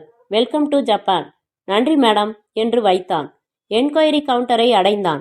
அருகில் இருந்த வசதியான ஆசனத்தில் அமர்ந்து கண்ணாடி கதவுக்கு வெளிப்பக்கம் நீளமாய் நின்ற கார்களின் மண்டைகளில் மழைத்துளிகள் தெளிப்பதை ரசித்து கொண்டிருந்தான். சிகரெட் புகைத்தான். இவனை நோக்கி வருபவர்களையெல்லாம் உற்று உற்று பார்த்தான். 3/4 மணி நேரமாகியும் வாவ் நிக்கிமோவை காணவில்லை. எழுந்து என்கொயரி பெண்ணிடம் கேட்டான். என் பெயர் சென்குப்தா, சென்னை, இந்தியா. எனக்கு ஏதாவது செய்தி இருக்கிறதா? ஆமாம், உங்கள் நிறுவனத்தின் பெயர் சொல்லுங்கள். King India. வாவ் நிக்கிமோ என்பவர் உங்களிடம் சேர்ப்பிக்கச் சொல்லி ஒரு கவர் கொடுத்துள்ளார், இந்தாருங்கள். வாங்கி கிழித்து உள்ளிருந்து எடுத்தான். குப்தா, என்னை சில நிழலான நபர்கள் 2 தினங்களாக தொடர்கிறார்கள். விமான நிலையத்திற்கும் வந்தார்கள்.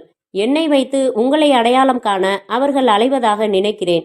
ஆகவே நாம் விமான நிலையத்தில் சந்திப்பதை விரும்பவில்லை. நான் சொல்வதைப் போல செய்யுங்கள்.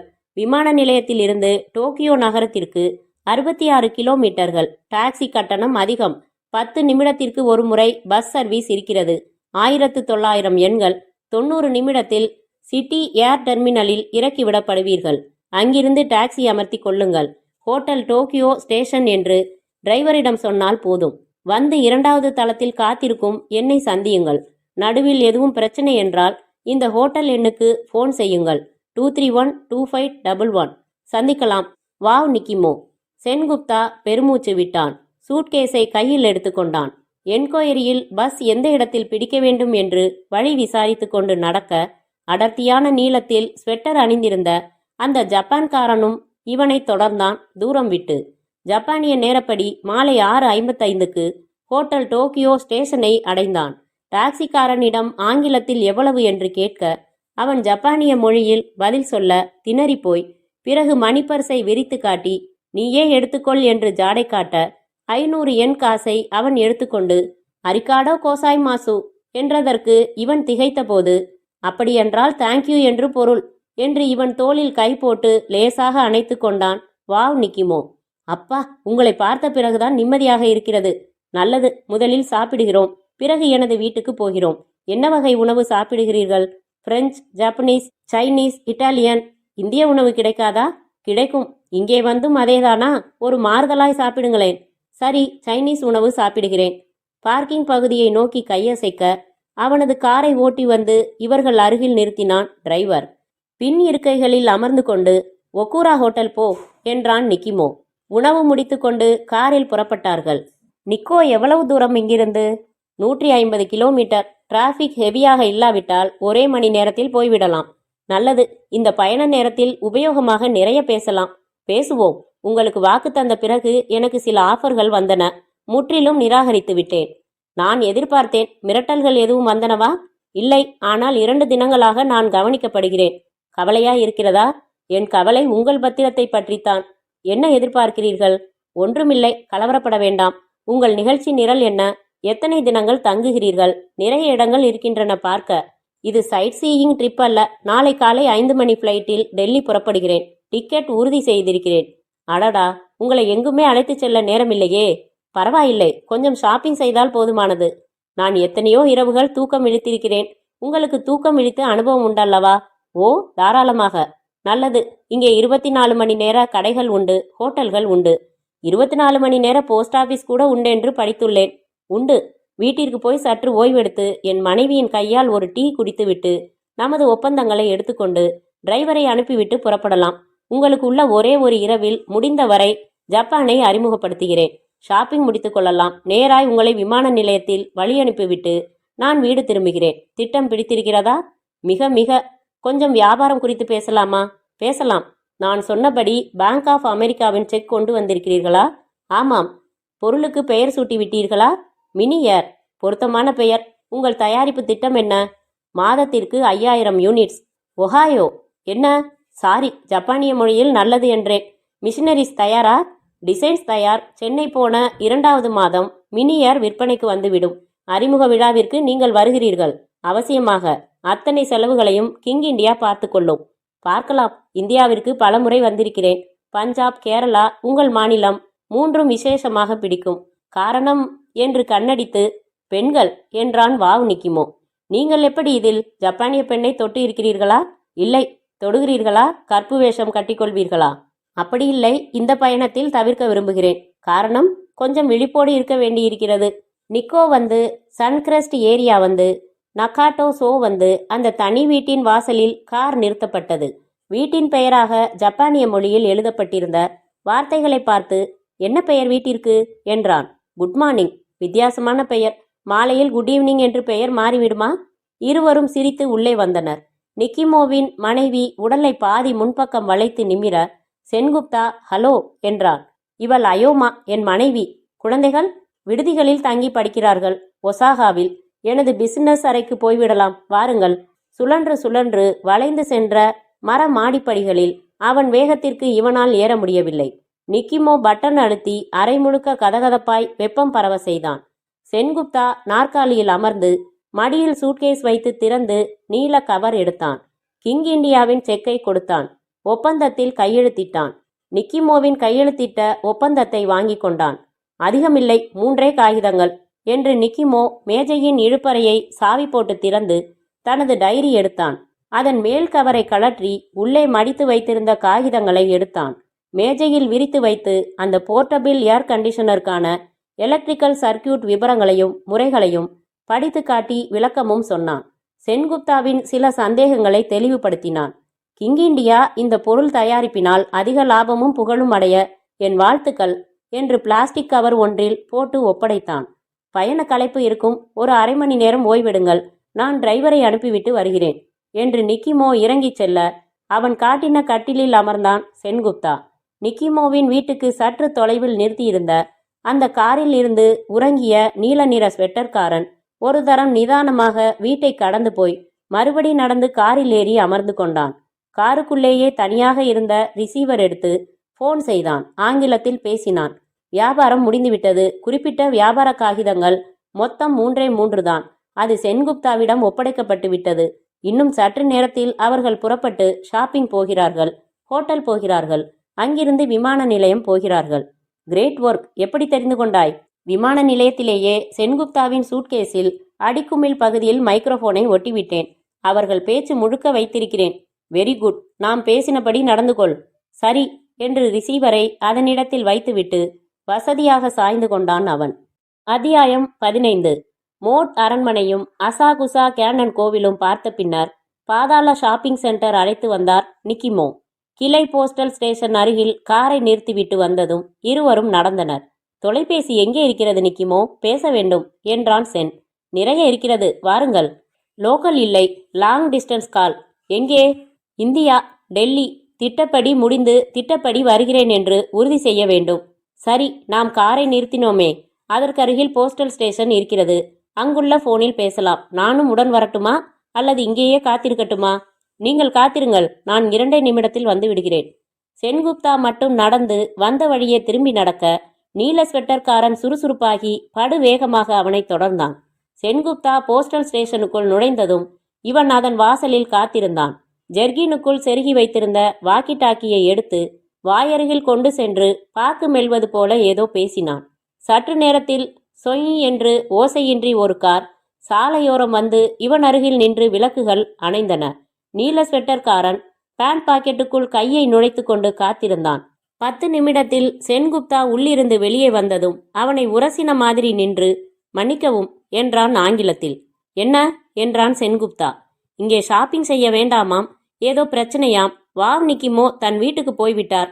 உங்களை உடனே தன் வீட்டுக்கு அழைத்து வர சொன்னார். வாருங்கள், இந்த காரில் ஏறுங்கள். புரியவில்லையே.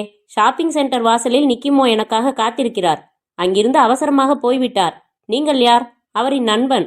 எப்படி நம்புவது? பேச நேரமில்லை, ஆபத்து உங்களுக்கு. காரில் ஏறுங்கள். தேவையில்லை, நான் போய் பார்த்து கொள்கிறேன் என்று சென்குப்தா நடக்க, மிஸ்டர் சென்குப்தா, என்னைத்தான் நம்பவில்லை, இதையாவது நம்புங்கள் என்று நெருங்கி தனது ஜெர்கினை சற்று திறந்து அங்கே செருகி வைத்திருந்த பிஸ்டலை காட்டினான். மரியாதையாக காரில் ஏறுங்கள். இது நடமாட்டமில்லாத சாலை, தெரியாத தேசம், தெரியாத மொழி, அறியாத மனிதர்கள். நாங்கள் சுடுவதற்கு தயங்குவதே இல்லை. காரில் ஏறுகிறீர்களா? சென்குப்தாவுக்கு திகில் சேர்ந்து கொள்ள உடனே யூகிக்க முடிந்தது. இது நிக்கியின் வேலைதான். இவன் நிக்கியின் நபர்தான். நிக்கிமோவையும் அழைத்து கொண்டு வராதது மகா தப்பு. இப்போது என்ன செய்வது? என்னை என்ன செய்வான்? கமான், ஏறுங்கள். அவனின் கண்டிப்பான குரலுக்கும் அவன் கை இவன் கையை பிடித்திருந்ததில் தெரிந்த வலிமைக்கும் கட்டுப்பட வேண்டியதாயிருந்தது. சென்குப்தா காருக்குள் ஏற ஏற்கனவே அங்கே இருந்த இன்னொரு ஜப்பான்காரன் டோசோ என்றான். கதவு சாத்தப்பட்டு கார் புறப்பட்டது. எங்கே போகிறோம் என்றான் சென்குப்தா. பதில் இல்லை. எதற்காக போகிறோம்? பதில் இல்லை. உங்கள் நோக்கம் என்ன? பதில் இல்லை.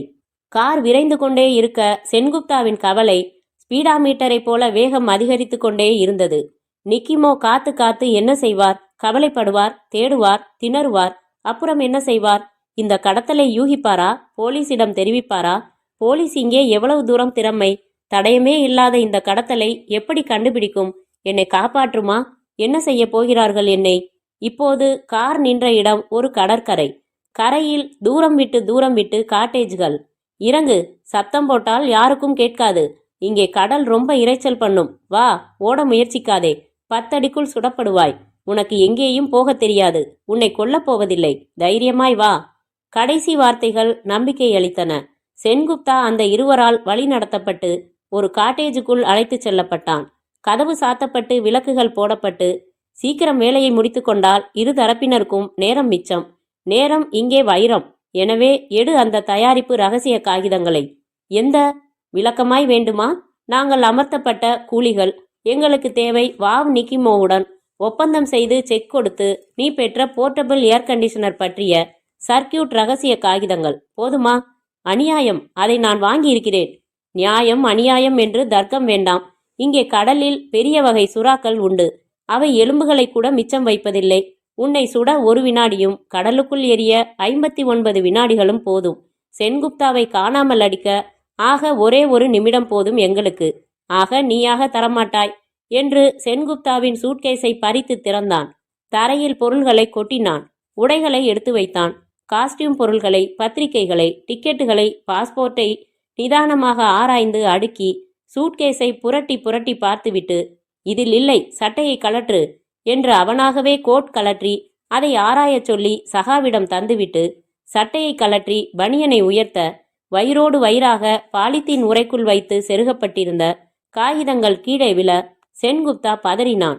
ப்ளீஸ் ப்ளீஸ், பணத்திற்காக நீங்கள் செய்யப்போகும் காரியம் எவ்வளவு பிரச்சனைகளை உண்டு பண்ண போகிறது என்பதை உணருங்கள். கொஞ்சம் நான் சொல்வதை கேளுங்கள். எனக்கு எல்லாம் தெரியும். உங்களை அமர்த்தியவன் நிக்கி, என் போட்டிக்காரன். இந்த தயாரிப்பை எனது நிறுவனம் அறிமுகப்படுத்துவதால் 37 லட்சம் நஷ்டம் தவிர்க்கப்படும். இல்லாத பட்சத்தில் கம்பெனியே காலி, மூடியே ஆக வேண்டும். 1000க்கும் அதிகமான தொழிலாளர்களின் குடும்பங்கள் நடுத்தருவில் நிற்கும். நீல ஸ்வெட்டர்காரன் சர்க்கியூட் காகிதங்களை துப்புரவாக ஆராய்ந்து பார்த்துவிட்டு இவனை சிரித்து, போர் முனையில் உபதேசத்தை இதுவரை நாங்கள் சந்தித்ததே இல்லை. சுவாரஸ்யமாக பேசுகிறாய். ஆனால் எங்களுக்கு எங்கள் பணமே லட்சியம்.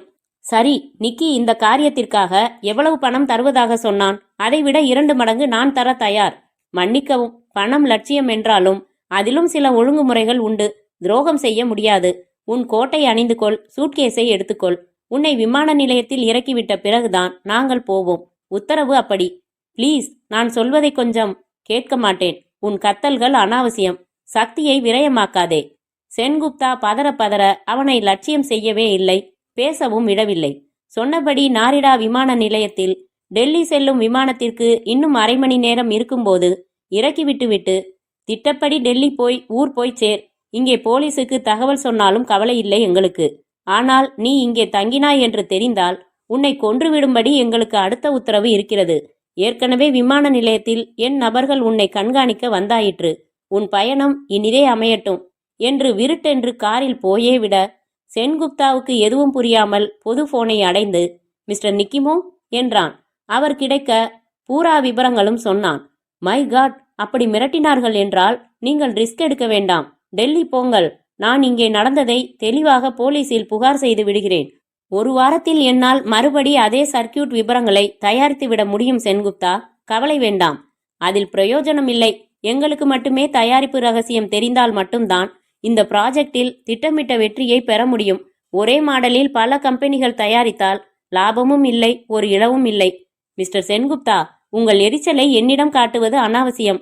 நானும் உங்களுடன் வந்திருக்க வேண்டும். அது தப்பு. சரி, நடந்து முடிந்து விட்டது. இப்போது என்ன செய்யலாம் என்று சொல்லுங்கள். வேஸ்ட். என் கம்பெனிக்கு 2 லட்சத்து சொச்ச பணம். கோவிந்தா. தயாரிப்பு ரகசியம் நிக்கிக்கு கிடைத்து விட்டது. அவன் ஏற்கனவே இயந்திரங்கள் ஆர்டர் செய்து விட்டான். அவன் இந்த போர்ட்டபிள் ஏர் கண்டிஷனரை தயாரிக்கப் போவதை இனி எவராலும் தடுக்க முடியாது.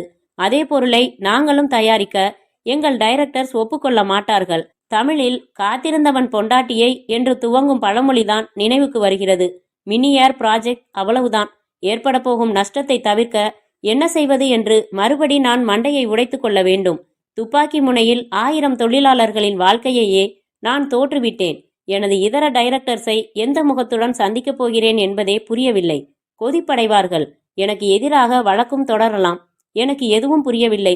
இந்த நிமிடம் நான் ஜப்பானை விட்டு விலகுவதை தவிர வேறு யோசனை தெரியவில்லை. வருகிறேன். ஏமாளி என்கிற பட்டத்தோடு திரும்புகிறேன். கொஞ்ச நஞ்ச ஏமாற்றமல்ல. ஓ மை காட், நிக்கிமோ நிக்கிமோ என்று போனிலேயே குரல் பிசிறடிக்க ஆரம்பித்த சென்குப்தா வைத்துவிட்டு செக்யூரிட்டி செக்கிங் பகுதிக்கு தளர்வாய் நடந்தான். அத்தியாயம் 16. இந்தியா திரும்பிய சென்குப்தாவிற்கு டெல்லியிலேயே எதிர்ப்பு கொடி தலையாட்டியது தந்தி மூலம். உடன் சென்னை வரவும். இதர 6 டைரக்டர்களும் சேர்ந்து உங்களை கம்பெனியில் இருந்து விலக்க தீர்மானித்துள்ளோம். இன்றைய தேதியில் உங்கள் பெயரில் உள்ள தொகைக்கு செக் தயாராய் உள்ளது. பொறுப்புகளை விலக்கிவிட்டு கம்பெனியை விட்டு சுமூகமாக விலகவும் அல்லது கோர்ட்டு மூலம் விலக்கப்படுவீர்கள். கிடைத்த ரயிலில் சென்னை வந்தான் சென்குப்தா. பைசா சுத்தமாய் கணக்கு தீர்த்து கொண்டு, நண்பர்களே, நான் தெய்வமல்ல, மனிதன். நடக்கப் போவதை ஓரளவுதான் என்னால் யூகிக்க இயலும். இந்த கம்பெனியை இவ்வளவு தூரம் முன்னேற்ற பாதையில் அழைத்து வந்ததற்காக பாராட்டப்பட்டவனும் நானே. துப்பாக்கி முனையில் உயிர் பயத்தில் கோட்டை விட்டதன் காரணமாக பழிவாங்கப்படுபவனும் நானே. நல்லது. இது போன்ற தவறுகள் இன்றி திறம்பட இயக்கும் அடுத்த நிர்வாகிக்கு என் வாழ்த்துக்கள். கம்பெனியில் களை எடுக்க வேண்டிய புள்ளிகளை களைந்துவிட்டு உங்கள் பயணத்தை தொடருங்கள். எந்த பிரச்சனையும் இன்றி, எந்த நிபந்தனையும் இன்றி.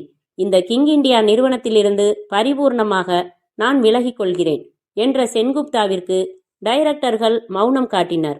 தொழிலாளர்கள் மாலை போட்டனர். வீடு வந்ததும் சோனி, நன்றி கெட்ட நிர்வாகம், 2 லட்சம் நஷ்டப்படுத்தினதுனால விலக்கின கம்பெனி இனி உருப்படாது. உங்களை மன்னிச்சு பதவியை நீட்டிச்சிருந்தா இதை விட பல மடங்கு சம்பாரிச்சு கொடுத்திருப்பீங்க என்றால் ஆங்கிலத்தில். அப்படி சொல்லாத டியர், நான் சொல்றத கேளுங்க. எவ்வளவு பணம் வந்துச்சு? 7.25 லட்சம். போதும். உங்களுக்கு ஊர் முழுக்க இன்ஃப்ளூயன்ஸ். லைசன்ஸ் வாங்குங்க, லோன் வாங்குங்க, ஆரம்பிங்க. பேர் சொல்லட்டுமா? சோனி சென். யோசிக்கணும் சோனி, நிறைய அவகாசம் வேணும், நிறைய பேசணும் என்றான் சென்குப்தா. அத்தியாயம் 17. கிங் இண்டியா நடவடிக்கை எடுப்பதற்கு முன்பாகவே சொந்த காரணங்கள் என எழுதி வேலையை ராஜினாமா செய்த லிண்டா ஆச்சரியமாய் கேட்டாள். என்ன நிக்கி இது? திடீர்னு பட்டு வேஷ்டி பட்டு சட்டை? வா, வடபழனி கோயிலுக்கு போகலாம். அட, கோயிலுக்கு கூட போவியா? கம்பெனியில் புது பொருள் தயாராகிற ஒவ்வொரு தடவையும் போவேன். இயந்திரங்கள் வந்து இன்ஸ்டால் பண்ணி உதிரி பாகங்கள் வந்து சேர்ந்து இன்னைக்கு நம்ம கம்பெனியில் chief electrical engineer portable air கண்டிஷனரோட முதல் சாம்பிளை அசம்பிள் பண்ணுறாரு. அதான், வா கோயில் போயிட்டு கம்பெனி போகலாம். கோவில் போய் அர்ச்சனை செய்து விபூதி நெற்றியுடன் கம்பெனிக்கு வந்ததும் மேனேஜர் தொப்பையாட ஓடி வந்தார். என்ன விஸ்வேஸ்வரன் சார், உடனே அசம்பிளிங் செக்ஷன் வாங்க, மேஜர் ப்ராப்ளம். என்னையா? கேட்டுக்கொண்டே நடந்து வந்து செக்ஷன் வந்து முகமெல்லாம் வியர்த்து போன சீஃப் இன்ஜினியர் பதட்டமாக, ஃப்ராட், பெரிய ஃப்ராட் என்றார். என்ன சொல்றீங்க? நமக்கு கிடைச்ச விவரங்கள் படியே சின்ன பெரிய அத்தனை உதிரி பாகங்களையும் தயாரிச்சாச்சு. சர்க்கியூட் டயக்ராம் படியே கொஞ்சமும் தப்பு இல்லாம அசம்பிள் பண்ணி பார்த்தாச்சு. ஒர்க் பண்ண மாட்டேங்குது. இயந்திரங்கள் பூரா சோதிச்சிட்டேன். எல்லாம் நல்ல நிலையில இருக்கு, தப்பே இல்ல. சர்க்கியூட்ல தான் குளறுபடி. நானும் பல விதங்கள்ல முயற்சி பண்ணிட்டேன், முடியல. எனக்கு ஆரம்பத்துல இருந்தே சந்தேகம். போர்ட்டபிள் ஏர் கண்டிஷனர் சாத்தியமே இல்ல. ஜப்பான்காரன் ஏமாத்திட்டான். நோ நோ, என்னை கலங்கடிக்காதீங்க. கிட்டத்தட்ட 25 லட்சம் இது சம்பந்தமா செலவு பண்ணியிருக்கேன். 4 லட்சம் ரூபாய்க்கு விளம்பரம் மட்டும். நல்லா பாருங்க. நிக்கி முகம் உயர்த்து பதறினான். அத்தியாயம் 18. அடுத்த ஞாயிறு ஹிண்டுவில். அரைப்பக்க வர்ண விளம்பரத்தில் அறிமுகம். ஒரு புத்தக அளவில் ஏர் கண்டிஷனர், மினி ஏர். நம்பலாம், இது உண்மை. கீழ்கண்ட அனைத்து ஷோரூம்களிலும் வரும் 15ஆம் தேதி மக்கள் பார்வைக்கு வைக்கப்படுகிறது. ஏஜென்சி விவரங்களுக்கு சோனி சென் பிரைவேட் லிமிடெட், சென்னை 40. எப்படிமா கண்ணு விளம்பரம் என்றான் சென்குப்தா. டக்கர். ஆனாலும் சென், நீங்க ரொம்ப மோசம். ஏன் இப்படித்தான் துரோகம் பண்றதா? என்ன துரோகம்? யாருக்கு துரோகம்? கிங் இண்டியாவுக்கு இது துரோகம் இல்லையா? யார் சொன்னா அப்படி? நம்பாதே டார்லிங். இந்த தயாரிப்பு ரகசியம் எப்படி கிடைச்சது உங்களுக்கு? நானே ஒரு இன்ஜினியர். ஜப்பான்காரன் இதை எப்படி கண்டுபிடிச்சிருப்பான்னு யோசிச்சேன். நானே உட்கார்ந்து அதே மாதிரி கண்டுபிடிச்சேன். இதை நாளைக்கு உங்களை பேட்டிக்கான வர்ற நிருபர்கள் கிட்ட சொல்லுங்க. முன்னேற்பாடா தப்பா ஒரு சர்க்கியூட் டயக்ராம் போட்டு அசல் மாதிரி பத்திரப்படுத்திட்டு ஒரிஜினலா ஜப்பான்ல இருந்து அந்த போஸ்டல் ஸ்டேஷன்ல இருந்து உங்க பேருக்கே ரெஜிஸ்டர் தபால்ல அனுப்பிட்டு அப்புறம் துப்பாக்கி முனையில அந்த போலியை இழந்து எல்லாரையும் ஏமாத்திட்டு கூலா விலகி சொந்தமா கம்பெனி ஆரம்பிச்சு ரகசியமா தயாரிக்க ஆரம்பிச்சு நிக்கிய பல லட்சம் நஷ்டம் அடைய வச்சு, ஏய் என்ன கமாவா போட்டு சொல்லிக்கிட்டே வர? ஃபுல் ஸ்டாப் வைசோனி. இதெல்லாம் துரோகம் தானே? இல்ல, வியாபார தந்திரம் என்றான் சென்குப்தா. முற்றும்.